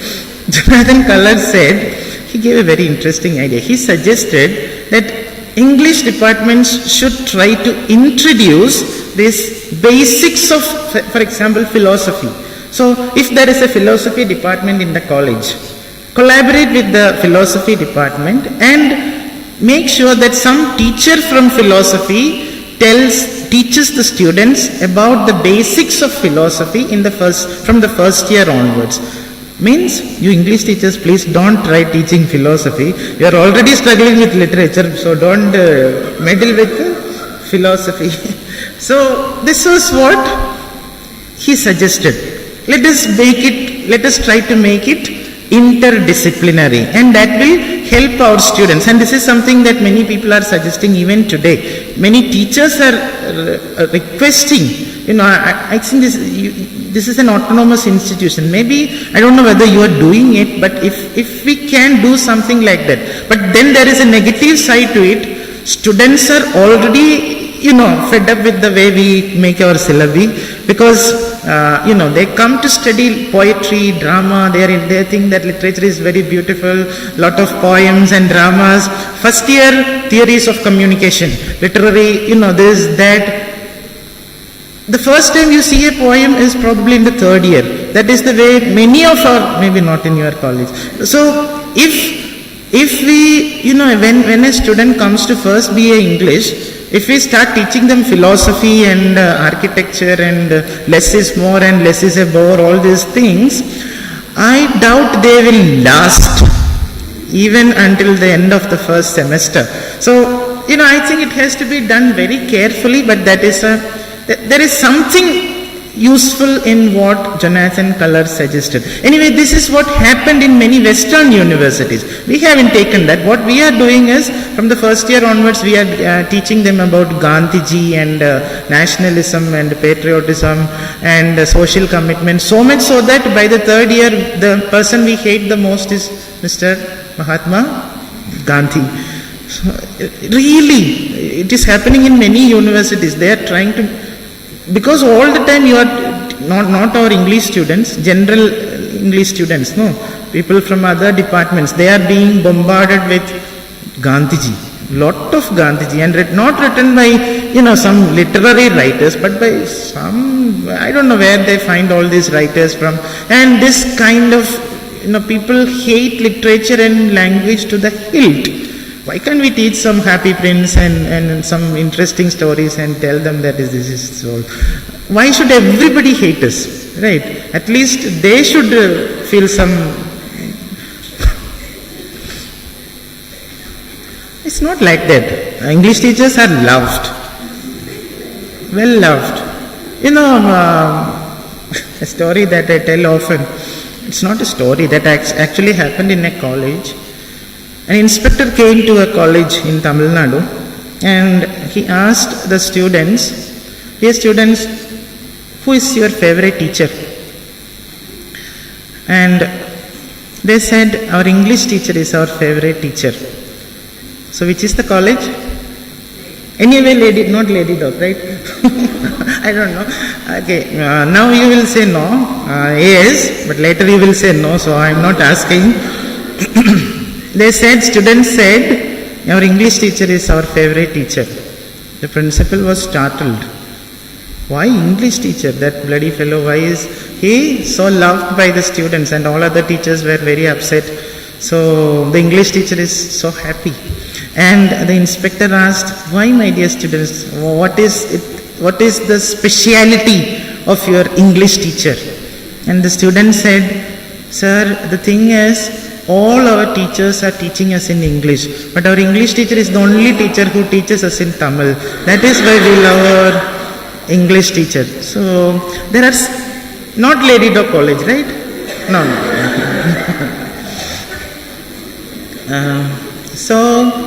English teachers are well loved as well. So what happened was, what was I saying? I forgot everything. Color, pursuit of science in interdisciplinary ways of looking at literary theory. So that was the idea. And then the third and the most interesting, and probably something that many of us aren't yet aware of, response to these three questions that these professors raised was this. They felt that it is unfair to make these literary theory people sit in the English department or in the Tamil department or Malayalam department. In literature departments, we should not make them sit together. Why? Because there was a lot of noise. Always they are fighting. Literature people will say, literature is everything. You people, what nonsense. Who is your Derrida? Your grandfather? What is this? Lot of problem. And they are saying, you don't know anything, you are simply teaching always stories and poems. What is it? Any student can read and understand. You should understand more theory, more philosophy, all these things. And the governments were giving funds to those people who were sitting on those steps. Now they have better, we have only these chairs, but they have revolving chairs. Oh, big problem. Lot of problems were happening in the English department, and lot of noise was, other students could not study because of the noise coming from the English department. So they felt that we should divorce these people. They cannot live together. It was understood. It was well learned, a lesson well learned, that literature people will not sit with literary theory people. So they decided to divide the English department into two. The first one, of course, was named Literature Department, and the second one was named, which department? The second one was named, this is History of Literary Theory. Seriously, I may be joking, I may look like a fool, but sometimes I make some sense. So, the thing is, the second department was named Cultural Studies Department throughout the West. Now, this was the villain who was creating all those problems. Now, literary theory and literature teachers were probably happily married. And then, this literary theory was the third person. We don't want such relationships, right? So, this cultural studies created this problem probably. I'm not saying any problems, but the thing is, we need to understand, many people now think, I don't know whether it is okay to think like that, but at least history of literary theory doesn't tell us that literary, cultural studies can be brought under literary theory anymore. And more people are thinking that we have to bring everything under cultural studies. Literary theory, literature, everything should be brought under cultural studies. This is a startling kind of thing, but this was the third institutional response to literary theory and the theory wars. And the best way to understand these things, I will suggest a very good book for you. Anthony Aesop, he wrote a wonderful book titled Literary into Cultural Studies. Anthony, Anthony, Aesop, Easthope. Anthony Aesop, Literary into Cultural Studies. That is, literary studies into cultural studies. It's a sad story, I guess, but this is what happened. And if I should wind up the story about cultural studies, I would say, after this, what happened in the 1990s, especially 96, 97, 98, people started saying that literary theory is dead. No literary theory, it is gone. Cultural studies is there, but there is no literary theory. Literary theory is dead. And people who started saying this, they were dubbed theorists. And their theory was known as against theory. So they say, if I say I don't have a theory, I become a theorist. What theorist? Against theorist. So that also became a theory, against theory. I'm oversimplifying, but this is the simple story. And then people who supported literary theory to the hilt, they felt that they should not sit idle, they should defend their literary theory against these rascals who are saying that literary theory is dead. So they coined a new theory, after theory. Thomas Docherty, Paul Bouvet. Thomas Docherty's book is titled After Theories, right? So these theories came, and after that, what is happening, I don't know whether a later age would tell us that this wasn't what was happening, something else happened in the 2020s, but we cannot speak in hindsight, right? So we don't have the luxury of hindsight right now. So probably all these theories, theory, against theory, after theory, and then of course wherever we have anything we should have a post, right? so a post theory as well. And all these things blend and clash and fight and enjoy, and that is how literary theory stands today. And probably breaking away from the course of literary studies and literary theory, cultural studies is making giant strides. At least when it comes to funding, cultural studies is getting all the funds, even far better than literary theory. Literary studies not getting any funds, not at all. So this is where things stand as of now. Now let us finally, when should we wind up? When I feel like winding up. When should I feel like winding up?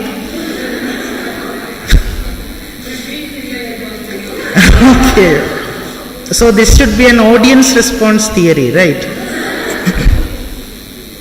When people start sleeping, right? Or is it like brushed, violent responses will be there. Violent political action we will take, and then I should wind up.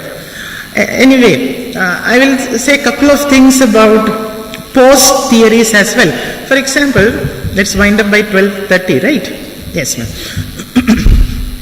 So, post-structuralism versus post-structuralism. Let's just look at a couple of post theories and see what is happening.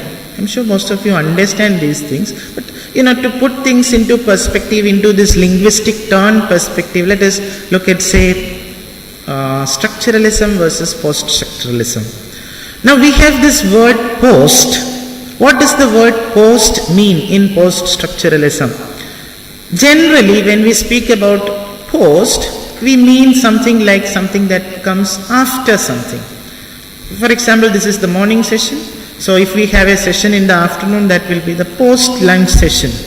Or after graduation, we have post-graduation. It is a continuation, an extension, of whatever happened before that. This is the idea of, usually, this is the way people understand post-structuralism. And in our question papers, if we ask our degree students, what is post-structuralism? Very sensible answers. The theory that came after structuralism is post-structuralism. Now, any teacher, I don't know whether any teacher would dare to give a 0 for that. You cannot do that.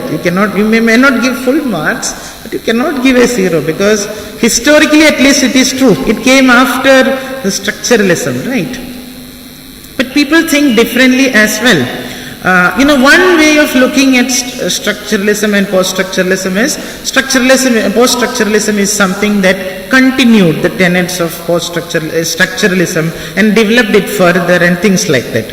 But the more accepted way of looking at post-structuralism would be to say that this post means something else, very drastic. Say for instance, Untying the Text by Robert Young. This is one of the earliest texts on post-structuralism. Reading a book like that will help us understand how, before post-structuralism became the present post-structuralism, people looked at post-structuralism. So, that is the book, that is the way we can look at this book, Untying the Text. So, in that book, Robert Young, is it Robert Young? Yeah, it should be Robert Young. So, he says that post-structuralism should not be viewed as a continuation or an extension of the precepts of structuralism.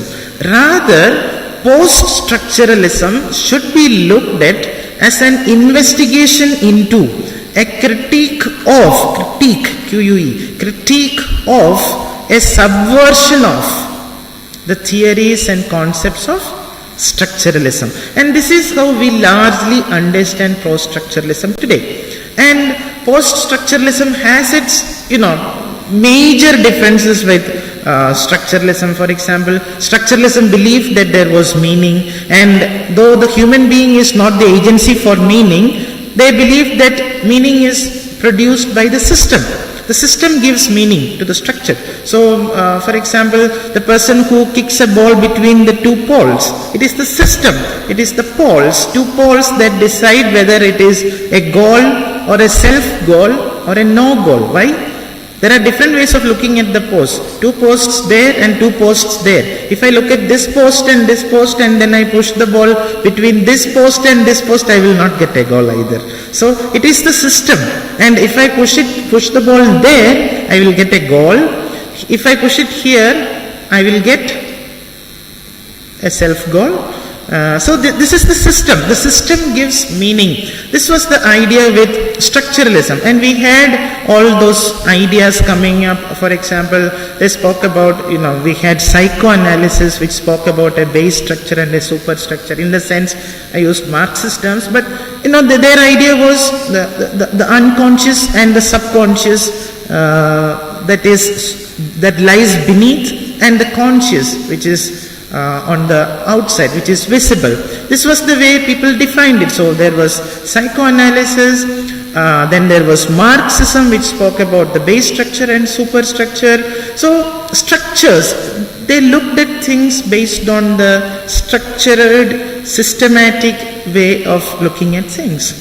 And then came post-structuralism, which was completely against the very idea of meaning. And they suggested that there is no meaning, and meaning is contingent. Meaning is in a state of flux.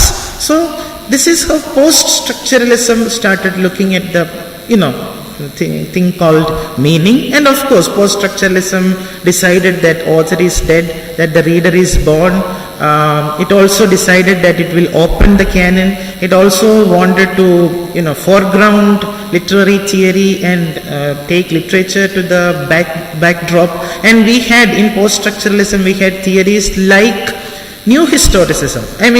New Historicism can be looked at as historicism, post-historicism. Fortunately, Mr. Stephen Greenblatt, Dr. Stephen Greenblatt, Professor Stephen Greenblatt, he felt it better to call it New Historicism, not post-historicism. Now, what is new about New Historicism? It is the same thing as New Criticism. There is nothing new. But New Historicism, what is the idea? There also, earlier we used to give a privileged status to literature, and everything else was secondary. So if I study William Shakespeare, I also study the Elizabethan age to understand William Shakespeare better. So Shakespeare was important and Elizabethan age was secondary in my understanding of William Shakespeare. But New Historicists suggested that Shakespeare is the text and the history, the Elizabethan age, is the core text. So they are equally important. So, they also slightly diminished the importance given to literature, or the, place of pride given to literature, and, pride of place given to literature, and they believed that we have to put literature side by side with history. So this is what happened with New Criticism, New Historicism. So all these theories, and then came people like, Foucault and Baudrillard, who completely changed the way we looked at, say for instance, the idea of power, the idea of reality, hyper-reality and things like that. Extremely interesting, but sometimes very difficult. So all these things we can see as the transition happened from structuralism to post-structuralism. And what about modernism and postmodernism? What about modernism and postmodernism? Again, the same way of looking at things are there in this distinction as well. Postmodernism is seen as a continuation of whatever was radical in modernism. Not everything in modernism. Whatever was radical and revolutionary in modernism, post-structuralism continued all those things. That is one way of looking at postmodernism. And another way of looking at postmodernism would be to look at it as something that completely subverted and changed everything that modernism stood for. Now here too, that is why M.H. Abrams would tell you that postmodernism, though not synonymous with post-structuralism, is sometimes used as a synonym of post-structuralism as well, because their traits are more or less similar. What happened? There is a historical reason now. in modernism they believe that there is meaning, and though our situation is very difficult, chaotic, fragmented, though all these things are there, still there is the possibility for a quest for meaning. Modernists felt. But after the horrors of the Second World War, the Holocaust, the bombing of of Japan, Hiroshima, Nagasaki, when all these things happened, people felt that reality is no longer beautiful, and they felt that we have to have some other way of looking at things. And that is when postmodernism said, no, there is no meaning in any of these things. Now there is another way of looking at meaning, right? There is no meaning in whatever we are doing, because it doesn't help. If we are doing mass murders, mass slaughtering of people, complete races were being wiped out. If we are doing that, then what is the meaning? There is another way of looking at the word meaning. So what is the meaning of all these things that we are doing? So maybe we don't need a meaning. And they started worrying not about meaning, but they started thinking all about language. They started thinking all about language. And that is where, and the poet, the historian, the artist, the novelist, all of them felt that we are slaves to language and we cannot overcome language. Right? We cannot overcome what is there in language, and language is all powerful. That power was felt, and suddenly the artist became weak. He felt weak, and probably, look at the story of, Borges's story titled that the Library of Babel. The Library of Babel. It's a wonderful story. To understand, now I am giving a lot of biblical stories today, I don't know, maybe because the prayer set the stage.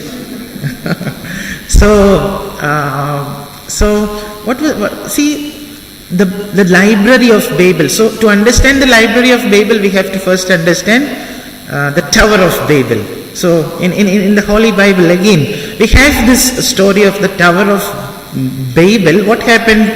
That time mankind was united because they had a single language, and they decided that they wanted to make a big, huge tower that will reach God, that will reach heaven. God did not like that. God felt, no, wait. What did God do? God dispersed their language. So each person, they could not understand each other. So probably God was the first person who applied the divide and rule policy, right?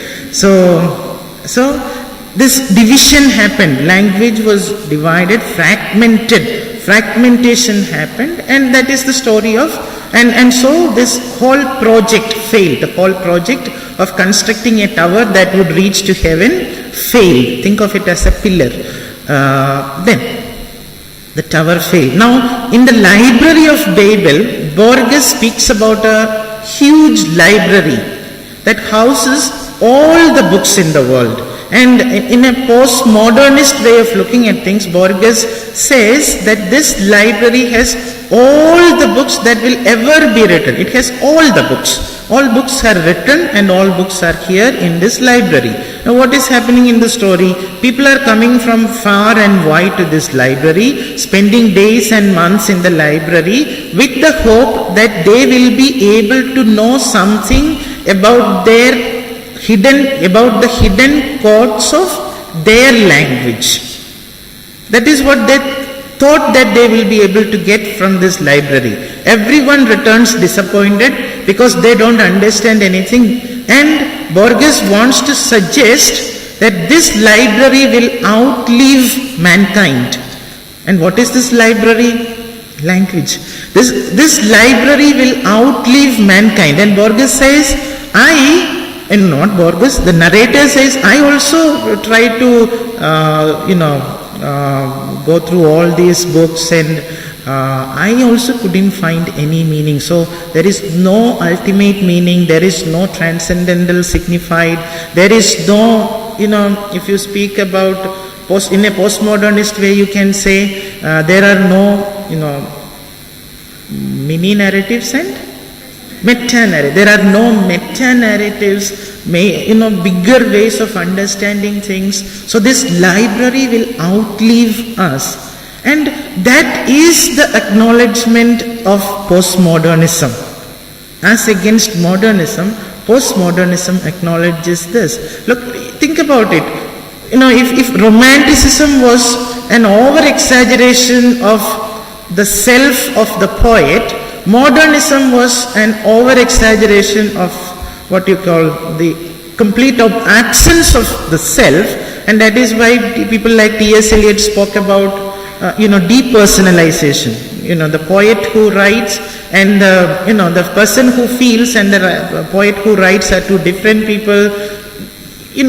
Tradition and individual talent. In that essay, he speaks about how there is something called depersonalization, and he says poetry is not a turning loose of emotion but an escape from emotion.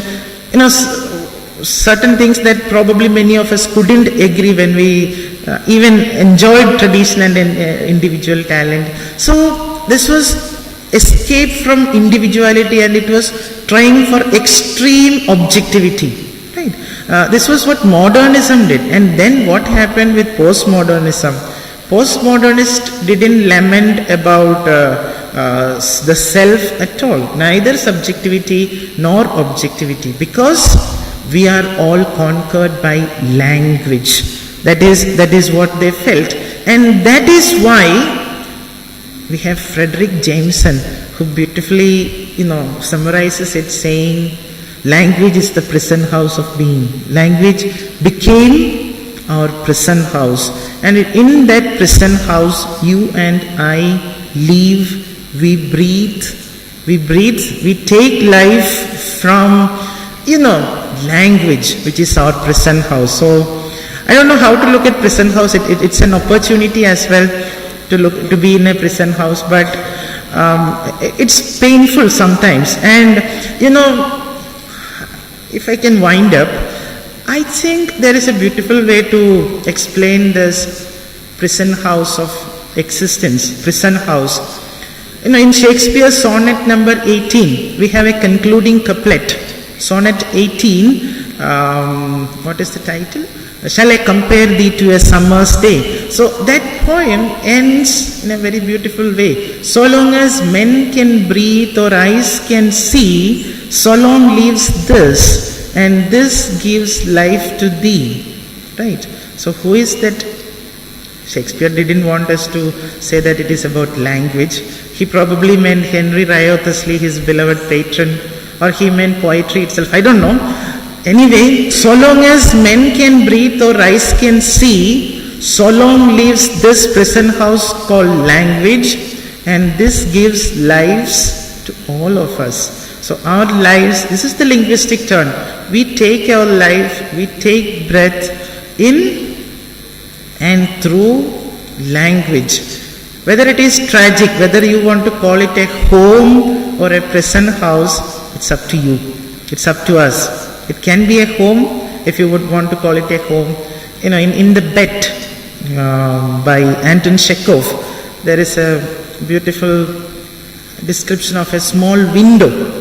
The man looks at the outside world through the window and he sits and cries. That is what Anton Chekhov says, right? He looks at the outside world through the window and he cries. Now there is something very interesting about this small window that opens a prison house to the outside world. For the person sitting inside, what does this small window signify? It signifies a world of hopes and opportunities, horizons of expectations.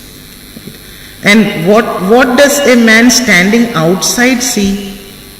If a man who stands outside the person in the bed, his prison house, when he looks through that small window, he sees everything dark and bleak and black and gory. So, who is in a happy state? The one who is in the prison house or the one who is out of the prison house? I don't know.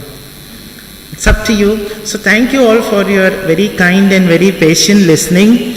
I will not torture you anymore. So thank you so much, and I'm especially thankful to the teachers.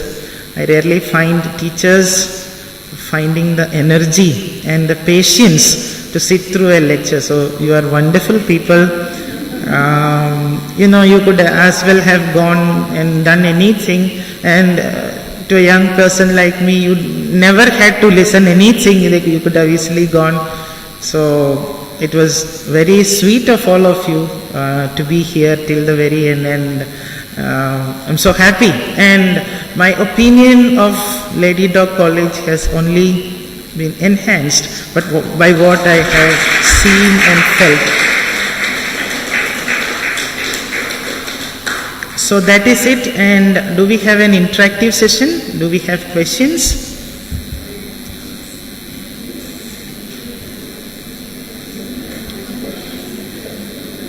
Yes.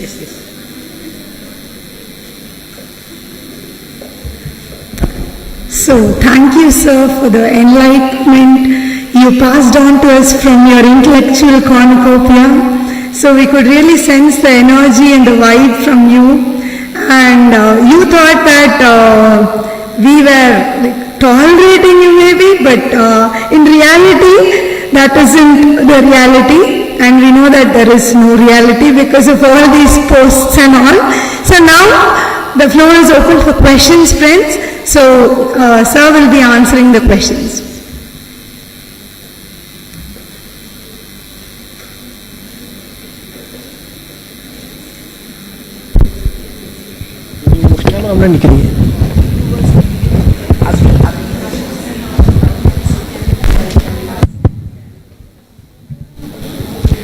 Good afternoon, sir. This is Tamre Selvi. So from your speech, I understood that the transition from pillar to post holds all the hearts of literature as well as language that spread across the entire universe. And I wanted to ask you that we can understand that there is a fine line that separates the pillar and the post.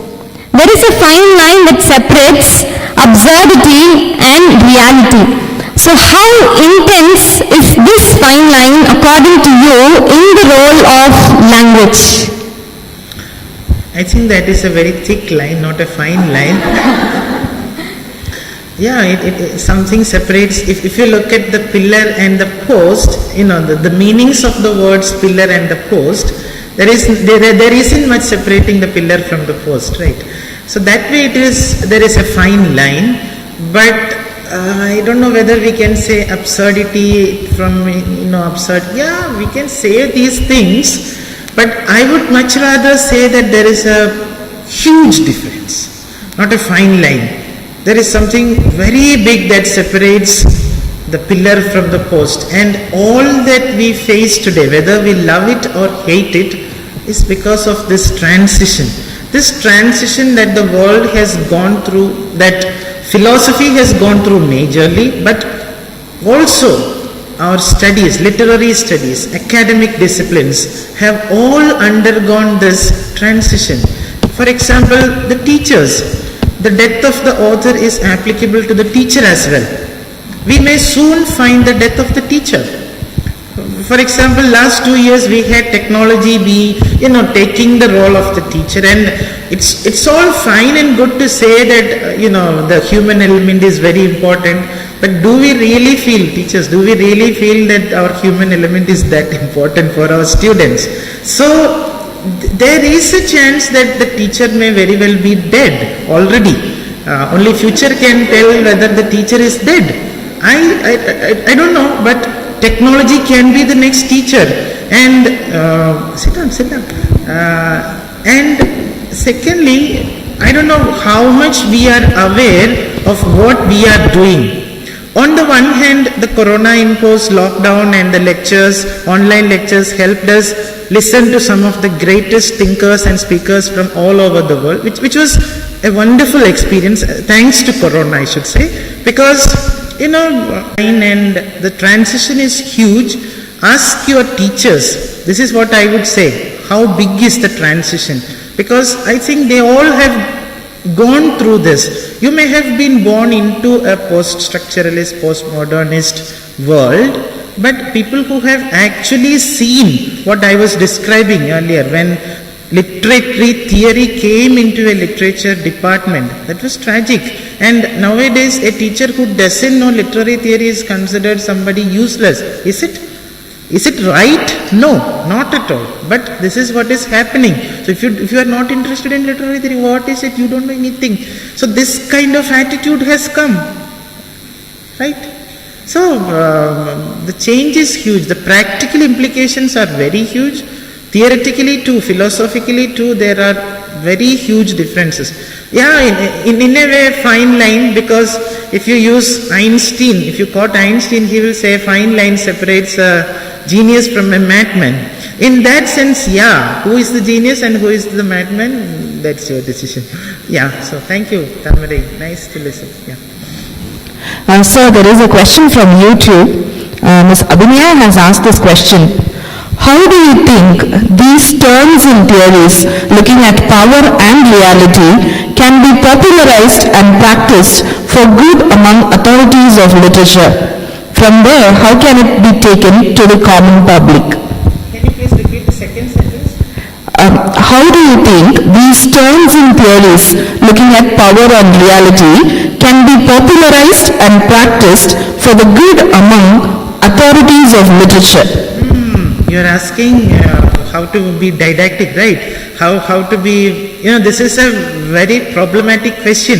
Now, there was a very problematic decision by the central government that asked us to do research on topics of national importance. So, I don't know if we literature people should ever think about things in that line, what is the social benefit, what social good can come out of literary theory, what social good can come out of this turns and shifts and things like that. I don't think that should be the right way to think about it. Not that literature doesn't have any social commitment. That is not what I am saying. Literature has a social commitment. Literary theory must have, as of course Edward Said and others would tell you, must have a social commitment. That can be there, could be there, should be there. But, well, I don't know. I don't think this is going to have a huge positive impact. If anything, I think there is a big positive impact thanks to post-structuralist and deconstructive ways of looking at things, because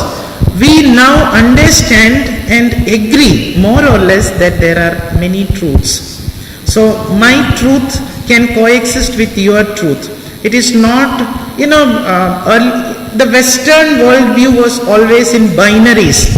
It's either dark or white, black or white, good or bad. But we in India, we have this Advaita philosophy, where it is seen as something that goes in a timeline like thing. So it's like, the good is, the least good is bad, and the most bad is, that sort of, that way of looking at things. So the Adi Shankara's Advaita philosophy. So probably what literary theory and these shifts and turns have done, I think it has done already.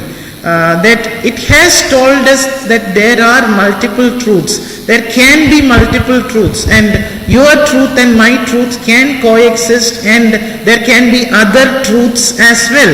So I think that is something very good about theory. At least we can respect other perspectives, other views. That way I would say literary theory is good, but in another sense, I see a lot of bad influence as well creeping in. For example, many people, especially students, I'm not blaming a student or anything, especially students, initially when they study, say for example, something like feminism, or the firebrand feminists like Shulamit Firestone, for example, they suddenly feel that this is the whole truth, and this is a half-truth, right? So probably the teacher plays a major role here, telling them, giving them a sense of perspective. And that sense of perspective would tell students that, okay, this is also there, but this is not everything. What Shulamit Firestone did. She said that, she said in her, arguments that women should not become pregnant, they should not bear children, all those things. And then she got married, she got pregnant and she bore a child. So while she was pregnant, there was an interview. And a person asked her, Madam, you were telling in your theory that women should not, bear children, have children, it's bad and it's patriarchal and it is male chauvinistic. So why this? Why this? Why are you pregnant now? What happened? Then she said, that is my theory, this is my practical. So, after all, we need to have such a view that we can all say these things just because our teachers tell us. It is not like what our teachers tell us when we were in class 1 or 2. Teachers tell us so many things because they have to. And unfortunately, thanks to the hectic timetables and syllabi, they cannot even tell you about what they think about something. Because the syllabus is so huge. They have to somehow cover the syllabus, and so they cannot give us the perspective. They don't get the time because the syllabus is always so killing. So I think that is the flip side of literary theory. So many people take it, like very steadfast, and they think that this is something that we have to leave. And many parents suffer from students who study literary theory. I think it is because they don't study it fully, correctly, properly. A little knowledge is a very dangerous thing. I don't think literary theory as such is good or bad. As with anything else, it is just another tool. It depends on how you use it. Your power of choice will decide whether it is going to do anything good to society or bad to society. But I would always suggest what Derrida said: you should do deconstruction without romancing the margins. We should do feminism without saying that, man was at the center, so feminism is about deconstructing, so we will remove man from the center and put woman at the center. No, that is not what deconstruction is. Deconstruction is all about doing away with this way of thinking, that somebody should be at the center and somebody should be at the margins. And if we understand that, a lot of problems will be solved. And when we ask such a question, I think the answer should also be along those lines, that we should look at things without romancing the margins. Yeah, thank you.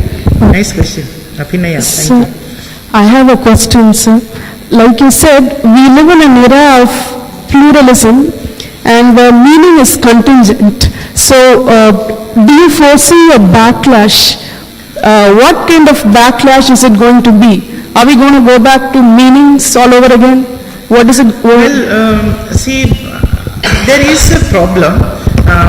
We say there is no meaning, we say this and that, but don't we still communicate? We teach all these things, we study all these things, still don't we communicate? So I think theory will go forward, but philosophically what will happen, I think we have to wait and see. And philosophy is never looking back. So when people said theory is dead, they didn't say before theory, they said after theory. So it is always going forward, and I don't think it is very beautiful. The future doesn't look that beautiful. It's like the second coming that William Butler Yeats describes. So a monstrous thing is there. When Derrida presented that essay, Structure, Sign and Play in the Discourse of the Human Sciences, it announced not only the death of structuralism and all sense, in a way, if I can use Tamarai's words, it announced not only the death of all sense, it also announced the monstrous birth of a lot of nonsense. So I don't know whether you can call it nonsense, but these things are happening, and it can lead to a lot of relativity. This is a big problem, because how will we have any sense when every reader is allowed to interpret a text the way he or she wants? So wouldn't there be a lot of confusion? Wouldn't there be a lot of relativism? But I think the method advocated by cultural studies is probably the best one, where they say that it should not take you to relativism. Instead, it should take you to look at things from different angles and understand that different things can coexist. It is about lived realities. This is what cultural studies would tell you. The method of cultural studies. I forgot who wrote that book. The method of cultural studies. In that book she says there are three things, and one among the major strands of doing cultural studies is to look at the lived experiences of people by understanding that different realities can coexist. So multiple realities needn't always land us in big confusion and chaos, but that is one future as well. So whether there is a future or whether there is going to be a future shock, I don't know. Thank you.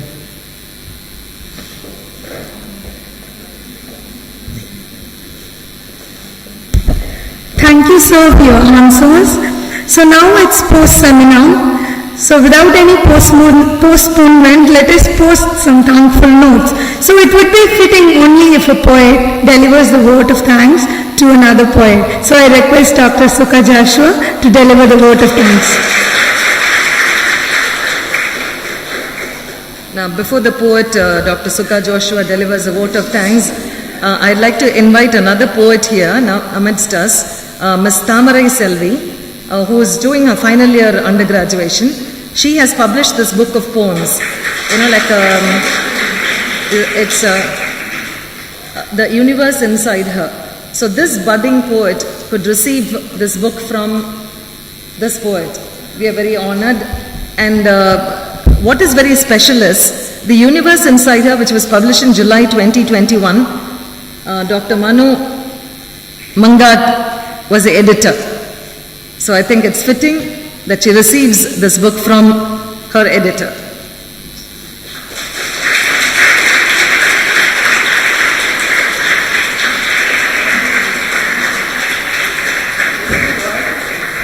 I think it is fitting that I receive an autographed copy of this book from the author, because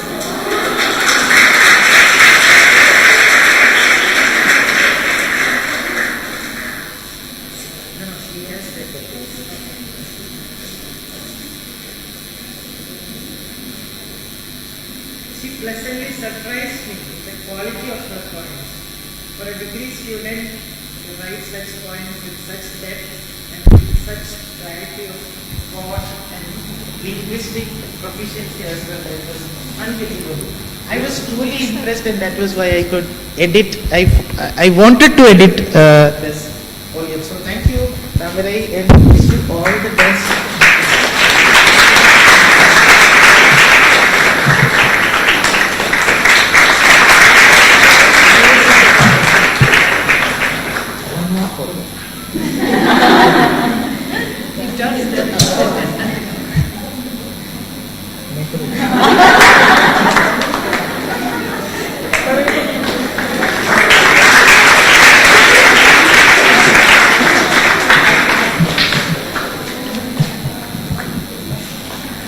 Now for the poet, Dr. Sukha.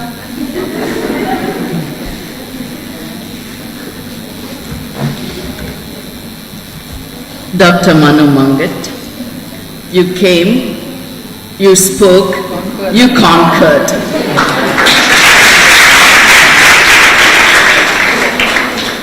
Before I proceed with my thanks, I have a question for you. But answer it at the end of it, otherwise I'll forget my vote of thanks. Did you fix any unseen screen unknown to all of us? These 3 long hours, you poured forth words, thoughts, theories, and it was worse than Wordsworth's spontaneous overflow of powerful words remembered, recollected in tranquility. And it was so amazing. Thank you, Dr. Geeta Kanagaraj, for bringing this priceless pillar, who prompted us to move from the pillar and prompted us to progress towards the post. So, I think in one accord, we will confer on him a new title, Postman.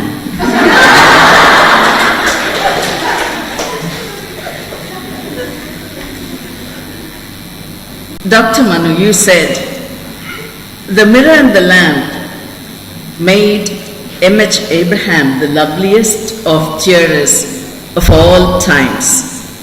And I would say, the pillar and the post has made you the loveliest of theorists of our time. And who knows, 100 years from now, somebody would stand in this place and say, one Dr. Manu Mangat, born in Kerala, 1980s, was conferred on this historic place a title, Postman. The loveliest, the loveliest theorist who would transport you to eternal aesthetics. Thank you, Dr. Manu. And one thing I must say, I taught literary theory, and some of my friends, student friends must be here, I think. Catherine, yeah. I tried to hammer the theories into their heads. And of course, you too hammered, but with a pinch of flavor, with a spoonful of humor, and that's what I want to learn from you. Thank you. Thank you once again, Dr. Geeta Kanagaraj. Thanks, Catherine, for bringing in. Yeah, that's what I'm going to. You believed, Catherine, and you brought Dr. Manu here. Thank you, Catherine. Thank you for the wonderful team, for your committed work. You took care of many other things. Thank you. And thank you, my lovely students. 3 hours. I'm going to take it on you because I decided you can sit for 3 hours. Hence what she made it. Yeah. Thank you very much, and thank you, Mr. Bennett. Thank you, Mr. Madhavan, for all your help. Thank you, everybody. God bless you. I invite our respected Vice Principal to hand over the memento to the resource person.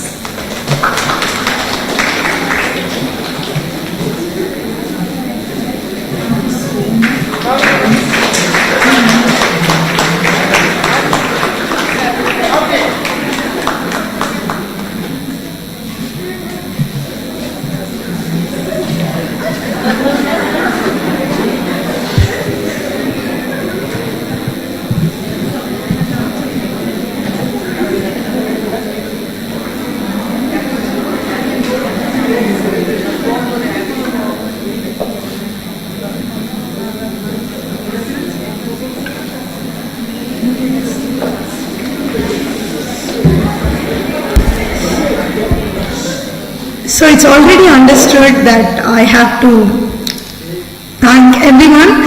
So thank you one and all for being here. Thank you in-person participants. Thank you for those who have joined us virtually. And a very special thanks to Dr. Manu sir for being here.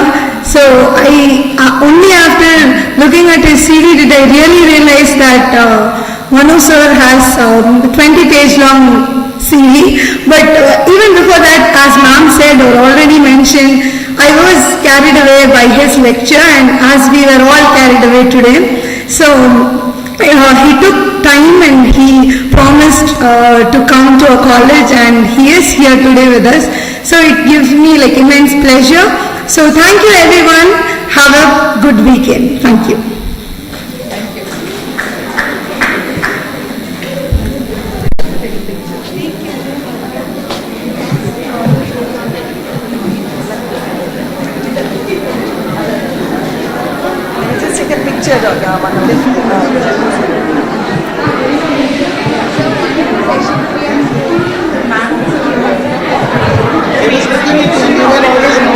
Thank